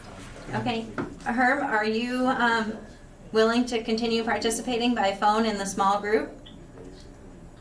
I don't understand how it could happen. You know, it's a discussion. I don't have any burning desire to try to listen to people that are, you know, it's very hard to hear anyone that's far away from, you know, any sort of distance away from the microphone. And personally, I don't think it's going to be feasible. Okay. Well, I appreciate your patience with it. I keep hoping we're going to figure out the technology that can make this work. You know, the one thing with the small group is I think that Katrina's envisioning groups of 3 or 4 people. So, you know, it would be maybe people who are sitting closer to the phone in a quieter space, which might be helpful. But I understand that, you know, if that's not something you're up for, that's okay too. We just would need to adjourn the official part of the meeting. Do you want to vote on minutes? I know. Yeah, I don't really and do I'd like to turn back in when you close the small group discussions. I mean, I'm assuming there's going to be some sharing of what the small groups discuss. And I know that Nancy sent in some comments. I sent in some comments. And I don't know, Jen, when you think it's appropriate to take those matters up. So the way that we're intending to discuss the report is going to be through the small groups, and I think that the more detailed comments were, the request was to send them to Allison and Katrina, and that they will be reviewing those, is my understanding. Is that? Just collect all of the feedback that we get tonight and then prepare Right, for but you. will the small groups, for example, received Nancy's comments, for example, and I guess my comments? So Herb, that's not really the structure of the small group discussion. Those detailed comments were going through Allison and Katrina at this point. And I believe they have received those comments, so if you would like to be part of the discussion of the... That's fine, if they're not going to be considered by the small groups, then, split it up however you want, Jen. But I would like, at some point, to be able to address the issues that Nancy and I raised with the committee as a whole, as opposed to just two individual people. Okay, thank you for that comment. I will talk with Katrina and see how we might be able to accomplish that. So would you like me to text you then when we're getting ready to come back from the small groups? And see if you're available to join back in? Are you, Jennifer, are you saying that Katrina will decide whether and how Nancy's comments and my comments will be considered? I mean, I'd like to be able to present them to the committee as a whole. So Herb, I think what I'm saying is that I don't know how that's going to happen at this moment, but I'm hearing your request and that I will get back to you. Okay. Okay? Okay. All right, thank you. So I'll let you know when we come back from the small group discussion. Okay. Okay, thanks. Bye. Okay, So- thank you for your patience. And so we have to, Oh, so we no longer have a quorum, so I should have done that before he left. We no longer have a quorum, so now we're just having an unofficial discussion as of effective But 8:25. when we're in our small groups, we're not in a quorum anyway, so I don't Okay. I don't think think we have any to. action on that. we're not gonna take action on anything, and we're gonna come back together after. Okay, and when we come back together, if Herb rejoins the meeting, we will have a quorum. If Herb does not rejoin the meeting, we will not have a quorum, and then we just will not take any more action at that point. So much easier when we have a quorum. Can I ask a general question? As we're talking about the report, I need to think of the audience. So is the audience equally the public and Department of Ed, or is it more towards one or the other? Would anyone else I don't have an answer to that. It's a great question. I would gear it towards the general public myself. Okay, That's my feeling too. okay. Because then, all right, good, The Department of Ed would be interested in articles of Karina right. specifically. And- Do you want to see that you wrote it? Though they Well- require this, and this is where we do all of our justification. So interestingly, I've had some emails, or a few emails with Donna, and we can talk about that after we discuss the report, but she did specifically ask when we were going to be sending the report in, as well as those cover pages, if you remember those tables on those cover pages, I think they call them worksheets, because they are very clear that their review of our proposal is not just the articles, that they need to basically, we need to demonstrate that this unification will be beneficial and will meet the requirements of Act 46. And so the way that we are doing that is through our report. So while I agree, like to me, I think we're writing it to the public, it also has to meet the needs of the Department of Ed, or the Agency of Ed. If it's written in a way that convinces the voters of the 5 towns that it's a good idea, then I suspect that will satisfy the state board. I think I'm thinking of like asterisks and explanations and things like that, which the Board of Ed will already know, but. Great. Right. All right, Katrina, do you want to, thank you for letting us run so much into the time we were going to spend on the report. I imagine that we may need to to end our meeting a bit later than our normal stated end time, because we had expected to have an hour to discuss the report, but I will turn it over to you. I will stop talking now. You can tell us what you want us to do. Okay, so the idea is that you're in a small group of 3 or 4 people, and we're just going to move around. We've got 3 different spaces that you can be in. And in my email, we gave you 3 questions to be thinking about notable strengths that you're overall gleaning from the report, in different areas or as a whole or both. The second one was, where do you feel some information may be confusing, and now you've identified the public as your audience, your general public, so what might be confusing to the general public? And then what critical information do you feel is missing from the report? Those are your 3 guiding questions.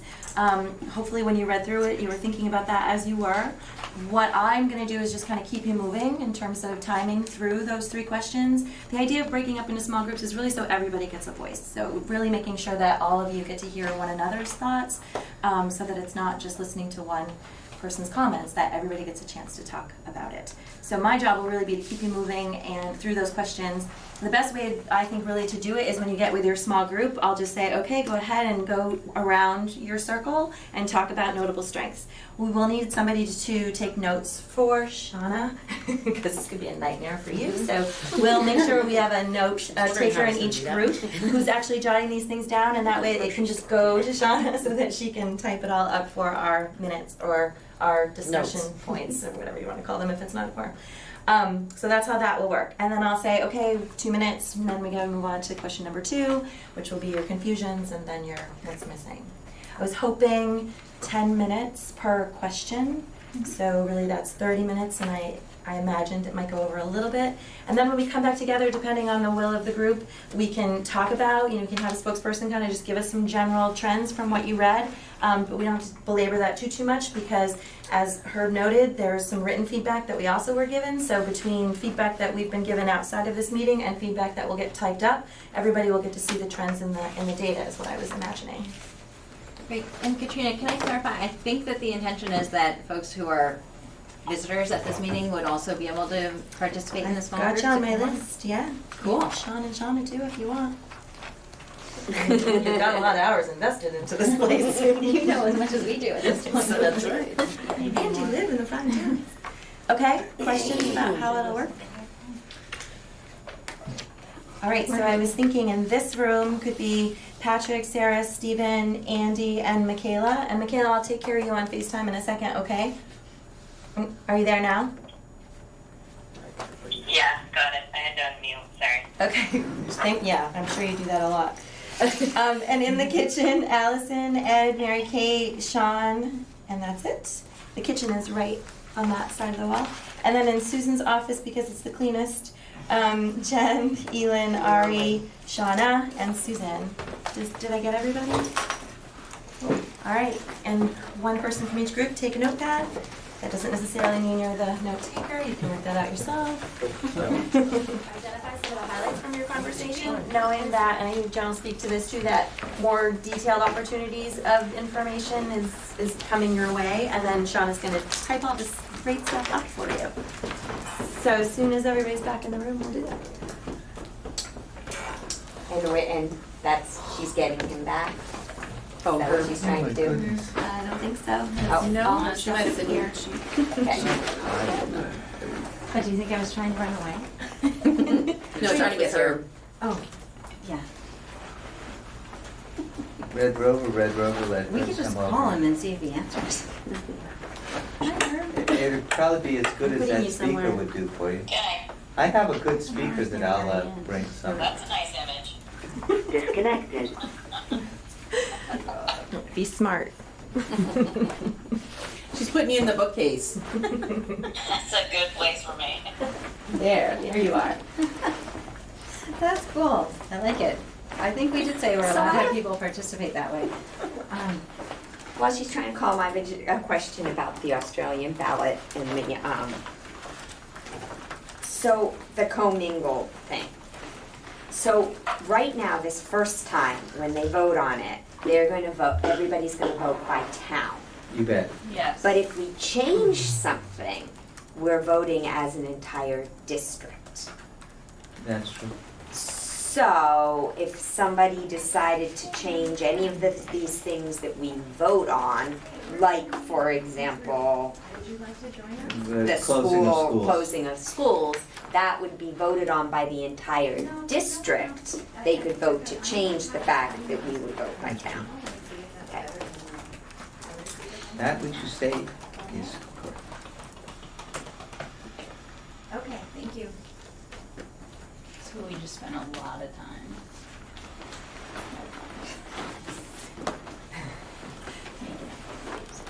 Are we good to do So our highlights? I or- think we're good. Herb is gonna be with us just momentarily. He's on the phone. He was just kind of joining the meeting, so we can go ahead. Thank you. Okay. And we do now have a quorum again. Okay, so Patrick, how about your group? Talk about notable strengths, your highlights. Okay, strengths. Thought it was readable. However, perhaps too much implied knowledge. For example, using terms like ends policy, does every community member understand that term? And there are other examples like that. Like the reasons why governance consolidation is a good idea were present and addressed in the document. There were some good examples cited in the document. There was a focus on the future and possibilities and what could be. The text was succinct. There was enough text, but not too much. And the data regarding the different funds in Appendix B was a great strength. Thank you. Just doing strengths. Yes, just strengths. Allison, your group. So again, not too much jargon, good at keeping in mind audience we're talking to. Just one mention of, on page 6, turning the language around to make it a positive. There's a positive feel to the narrative. The charts help to understand what the overall picture looks like. And the focus at the beginning is about kids, which was greatly appreciated. Great. And Sean, are you reporting out for your group? Yep. So the strengths of the report was that it was detailed and thorough. It didn't overstate. It highlighted many important points, had a hopeful visionary tone, exciting. The data tables, or at least where they were, helped to balance out the narrative, and it was a good length. Great, thank you. I'm gonna pick on you, Sean, and go back around the other way. How about some confusions and again, highlights?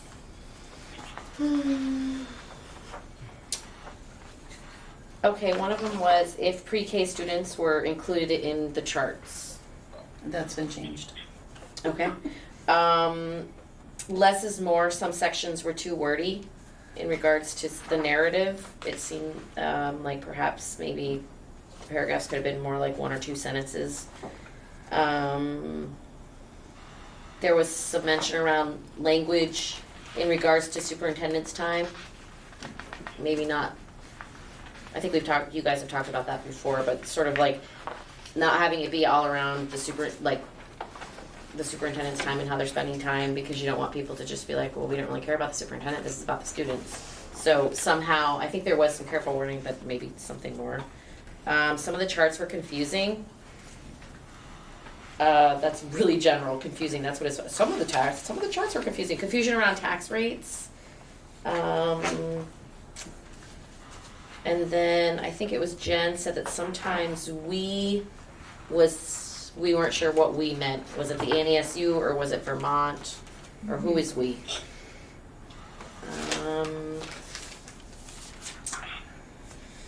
Adding narrative charts to clarify what they actually are. Actually, Ari said it in a really good way. So we need to provide figure captions and table captions Yes. so that each chart and table is clear in what point it is Yes. punctuating or supporting. And so Right. we need to be very careful that we only provide enough information to support the argument and not to distract the readers. And perhaps even supporting that further is to have like footnotes or technical notes so that the charts are easier to dissect. So that was that.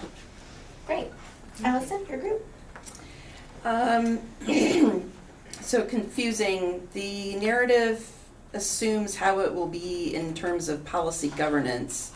Who knows if we'll be using policy governance, so maybe say good governance instead of policy governance. There was a lot of info about state data, but not specific to our district. So if using state data, make it applicable to our district. The information is in the charts in the back, specific to our district, but not specifically in the narrative, so bring that in.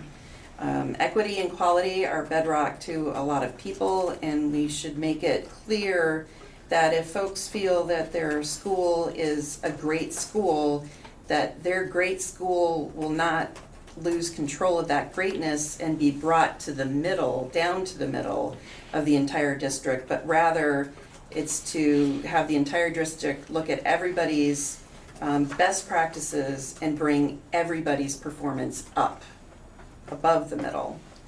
We do lose the focus after the beginning from being about kids to saving money, so keep the focus on the kids throughout. Again, the superintendent and impact. Include impact of unification on the administrative staff, and as well as the leadership teams who are our chief educators. It's vital to make sure that people understand where cost savings may come from, but it's where the opportunities, increased opportunities for the students are. That's the important part. The chart about board members' pay, it was mentioned that Moncton gets paid based on number of meetings attended. So they've had a lot of meetings in the past year, so their pay is skewed. Some of the charts are confusing. Charts need to note pre-K through 12, and then the census graph, do the percents match the articles of agreement, board representation. Great, thank you very much. Patrick, your group. So on page 20, the graphs, there's a question about whether or not there were fair comparisons on that page. Page 18, it was talking about some of the property tax implications, and there was the comparison of the $200,000 home and I think the $75,000 annual income, and a little confusion as to is it either one of those or are they combined somehow, right? Why? So just looking to, and I think maybe the caption could be a great way to help articulate that. Is there information here that's not necessary and adds some confusion to an already complicated issue in terms of the number of charts and graphs? And if the audience is a community, then perhaps there's too much information included in the graphs. And on page 8, who counts as an adult, who counts as teachers, and why are there some blank boxes there? That chart seems confusing. With the red chart, yeah. The red notes. Okay. And then I'll ping pong back to you again, Patrick, for some highlights on your missing information. There's some question about if there might be information missing about some of the specifics about the property that would be conveyed to the new SD. I think the document uses the term specific when it mentions properties being conveyed, but question around how specific really is specific. A general comment that maybe strengthening the language of the document wherever possible would be a good idea. For example, are there some places where the word could is used that could be changed to will to make it less speculative, and that might be more convincing to folks who are reading this as this being something that will result in changes for the good. And a question around what are the results if we fail to act? Like what's we sort of know the carrot in terms of the incentive, but what about the stick?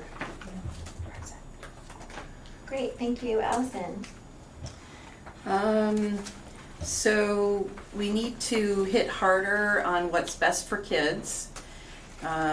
Maybe a graph about the current board versus the unified board, what the governance structure and the arrows look like.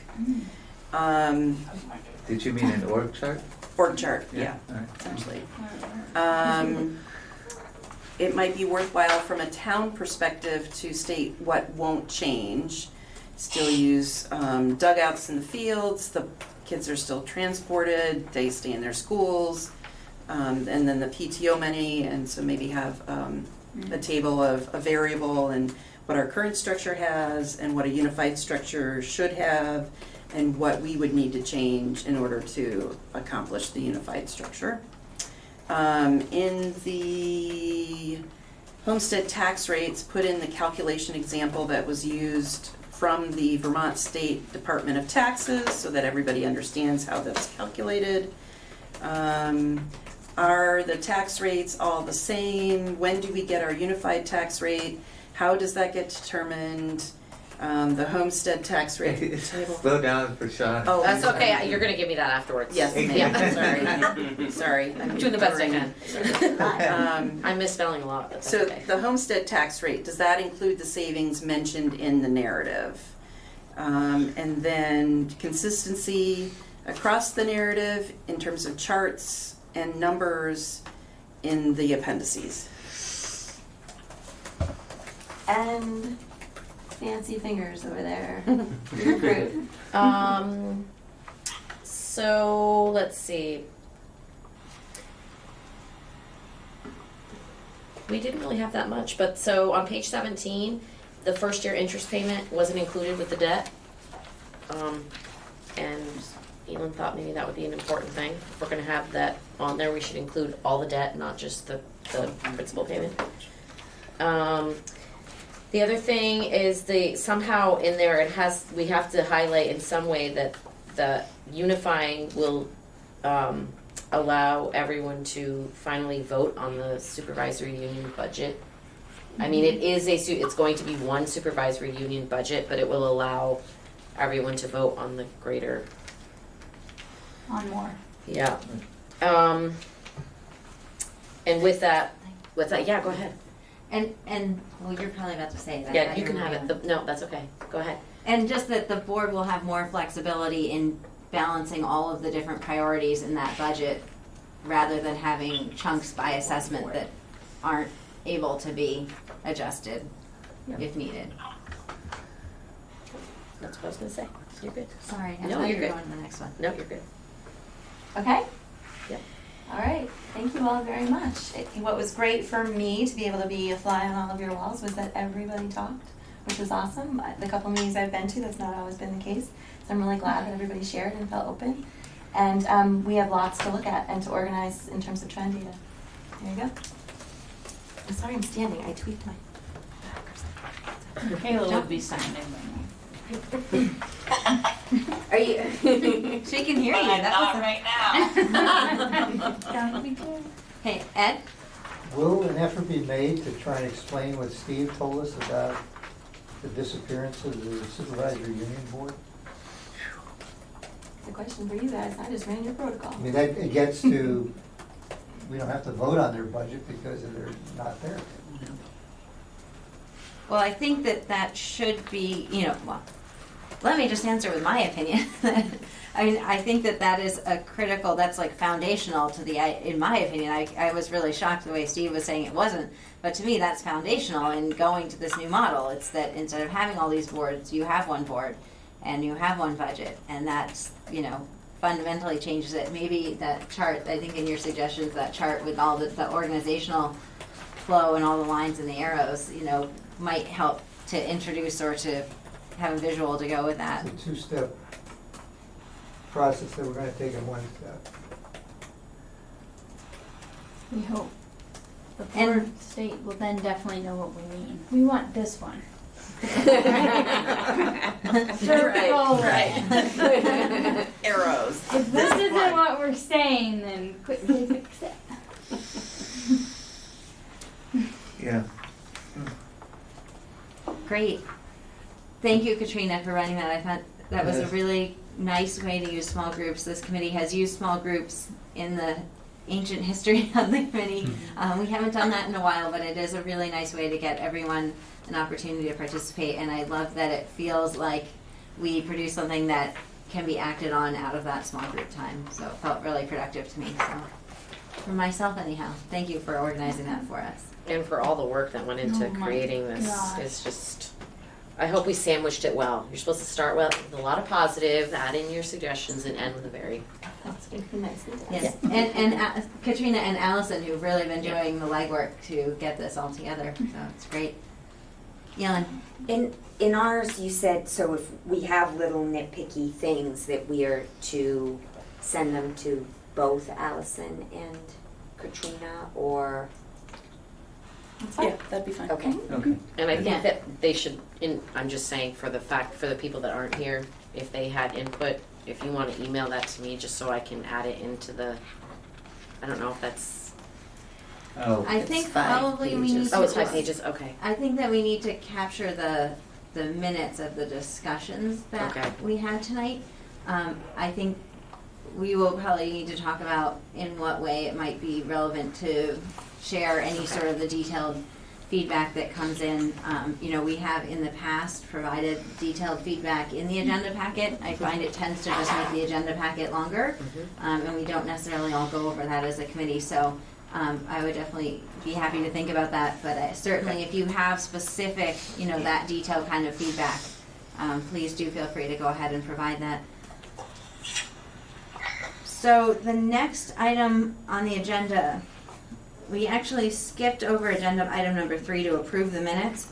I'd love to just get that taken Move care to of. approve. Ed I'll makes a second motion to that. approve, seconded by Elin. Is there any discussion? Elin has discussion. Straw poll is P-O-L-L. I can't remember what it was. Oh, it's not a straw poll? It's not straw poll. Oh, it's a straw poll. poll. It's a poll. I thought it was like a poll, like, you know. no. So do you actually have a quorum right now? We do, Is because we Herb- have Michaela and And Herb. Herb is there? Okay. Herb, are you with us? Sorry, I didn't think he was with us.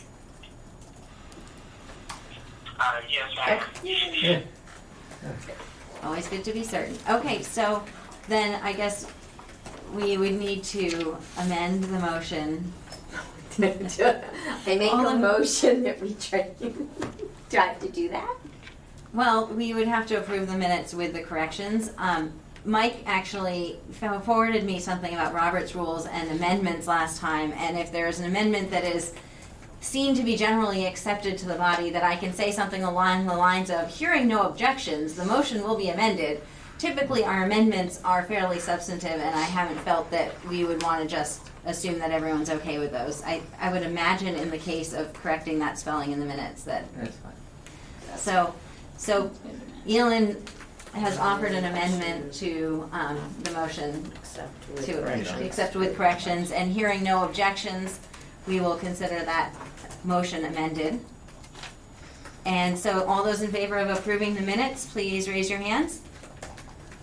So we have 1, 2, 3, 4, 5 in favor in the room. Herb, how are you voting? Yes. Yes, and Michaela?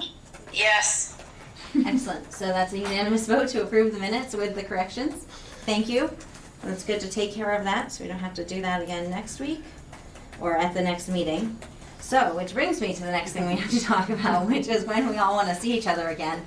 And I realize that most of you would probably like to not see me again until the end of the summer, but that not being an option, we did send out a doodle poll, and thank you to those of you who were able to participate. I know we're really struggling, you know, it's summer, people have plans. Some people are willing to participate in these meetings despite having vacation plans with their family, and they get a super amazing bonus award, you two on the phone, and anyone else who might try to do that. But I know several of our committee members are traveling and are generally not available in the next couple of weeks. Our timeline, which is in the packet, somewhere on page, like the, is it? Yes, on page 5 of the packet, envisions that we would have a meeting next week where we would finalize the report, and that we would, basically it envisions that we have 3 meetings coming up soon, or 4 meetings even. So we have provided a lot of input on the report. What we're trying to get to is having a community forum and an opportunity for the boards to have a presentation about the report. We did ask Karen to send out and try to poll board members on whether they were available. I didn't get a chance to check with her on what that feedback looked like. I do know for our committee that that week looks better than some of the other weeks that we've been looking at. And we could go ahead and have a community forum even if we don't attain quorums for all of the local boards, because there still would be an opportunity for the local boards to discuss the report in August. So really what I think we need to determine is how many meetings do we need to have between now and when we have a community forum is really kind of the driving factor here. And then we will presumably need to meet after that community forum before we get to a reasonably final draft of the report. There is one more important thing that I have learned just in the last 24 hours that I want to share with you guys. It's not like, oh my gosh, but the AOE is actually really interested in seeing our report before it's done, which is kind of cool. So they've been looking at our articles and giving us input, and they are also very interested in seeing the report and reviewing it and giving us feedback before we get to being done. You know, I had kind of understood the process was we had to get done, and then we had to give it to the lawyer, and then we had to give it to the AOE, and you know, at any point that one of those people might go like, you did something really bad, and we would have to, deal with that. So to me, being able to have these things reviewed in process is a huge win. I imagine that because we've had so much discussion on this report draft tonight, that we wouldn't want to send the draft as it currently exists to AOE, that there would need to be another revision to it. Does this committee feel like we want to look at it together again before that draft goes to AOE, before it goes to the lawyer, before it goes to the community forum? I'm seeing no's on the other reviewers. The community forum seems different than the others. Agreed. Okay, and Herb, you had a comment? Yeah, I was trying to catch what you were suggesting, Jim, and I think you were asking, whether to send the report on to AOE before a next meeting or before a next draft. I would certainly, I'd certainly like to see the comments of Nancy and myself taken into consideration before you send something to AOE. Okay, great. And I guess I would say, and not being the person who's going to be revising the report, but I would expect that any detailed comments that are provided would be considered in producing that next draft of the report. Is that a fair? Katrina's nodding her head yes, and Allison's nodding yes. So I would see that those would be considered in that revision process.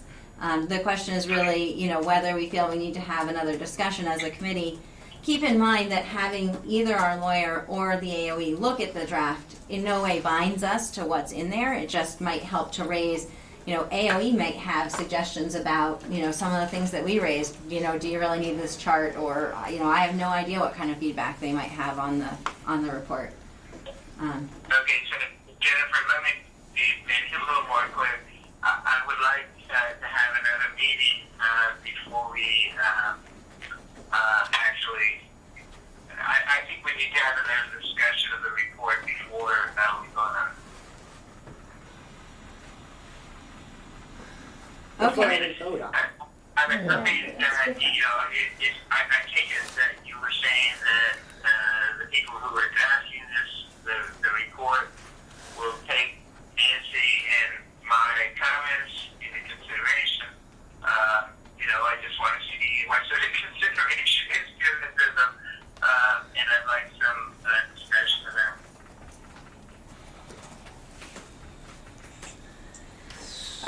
Is she raising her hand? Is that why? Oh. Yeah. Hi, Michaela. Hi. I was just thinking that knowing that the month of July is challenging to get committee members together, and we have this pretty incredible opportunity to get feedback from the Agency of Education, it would seem like it would be most useful for us to get that feedback from them as soon as possible so that we have the most amount of time to really think about the information that they give us and consider it as a committee. And if we hold off waiting on getting that feedback from them, we're getting later and later into the summer, and that makes me a little bit worried. It feels like this is an opportunity, and the sooner we can, it's not binding us, it's allowing us some information that could be really useful for us. Great, thank you. Any other discussion? So Sarah is inquiring very quietly whether we need to vote on it. I don't think we need to vote on it. I think it was more that I was interested in, if the committee really, the members of the committee who are in attendance tonight wanted to say, oh my gosh, don't send this out until we look at it again. I think it would be useful to know that. And if that isn't what I'm hearing generally, I wouldn't want to construe that we have complete agreement, but I think that in general, I'm hearing that it would be interesting to hear what the AOE says, and that we don't need, that doesn't imply that we are accepting everything in the report as it's written just because we've sent it for a preliminary review. Was there I think Steve had you had Yeah, so I am, I'm sort of, I would like, I guess, I'm not sure I want to send what we have tonight to the AOE, right? what they're saying. No. I want to have something that's been updated based on at least both comments that were submitted as part of the work we did tonight, plus some of the other comments. I have some comments I want to throw into the mix as well. So an updated report. I don't have a problem with sending an updated report to the AOE, because that's all I'm doing is asking for their opinion. Their opinion, that's great, and it's just one more data point. I don't know that they'll have a chance to give us an opinion by the time of our next meeting. I can't imagine that they would, but. I would agree. That sounds like that would be highly unlikely. I can only imagine that the folks who will be updating the report might require that much time to digest all of the feedback. So one possibility would be we had put a tentative date on July 13th to review the report and to prepare for the forum, which we had tentatively scheduled for the 18th. So we could potentially not have a meeting next week. We could allow time to work on the report. We could have that draft shared with our lawyer and with AOE. I don't know, I don't want to commit that we would have any comments because I don't get to be in charge of that. But then we would regroup. The only thing that we should note is that if we're looking at, we had talked about 7/18, which is a Monday. Looking at our committee calendar, the 20th is like all green, so we could look at Wednesday the 20th possibly for that community forum if that seems better to people. Works for me. But that's still only a week after the 13th. So do we feel that, is that going to allow us enough time? The report would probably potentially require revisions after that meeting, I don't know, before we're ready to send it to the community. We might want the community to at least have the option to look at the report before the forum. That's really sort of, I want to make sure that we have enough time for the time that it takes. And I want to be really confident that when we announce the date of that community forum, that it's a good, firm date. Yeah. So, Herb, you were raising your hand? I guess I'm dubious that the time between if in June, I think a meeting on the 13th to review a revised draft followed by a community forum.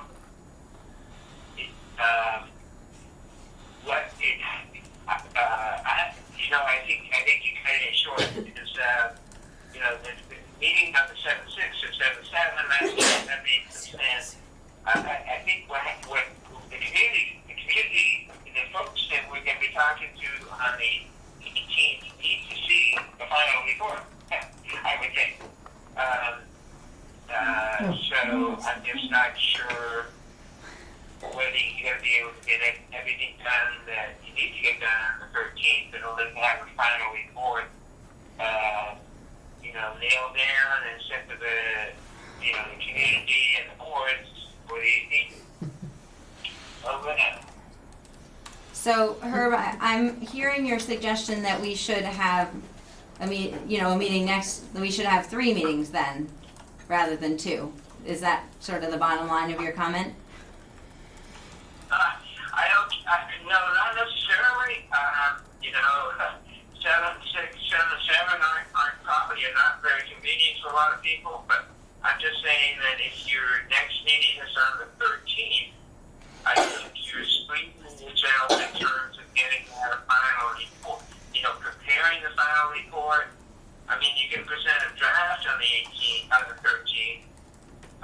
Then you're going to have discussion and changes maybe.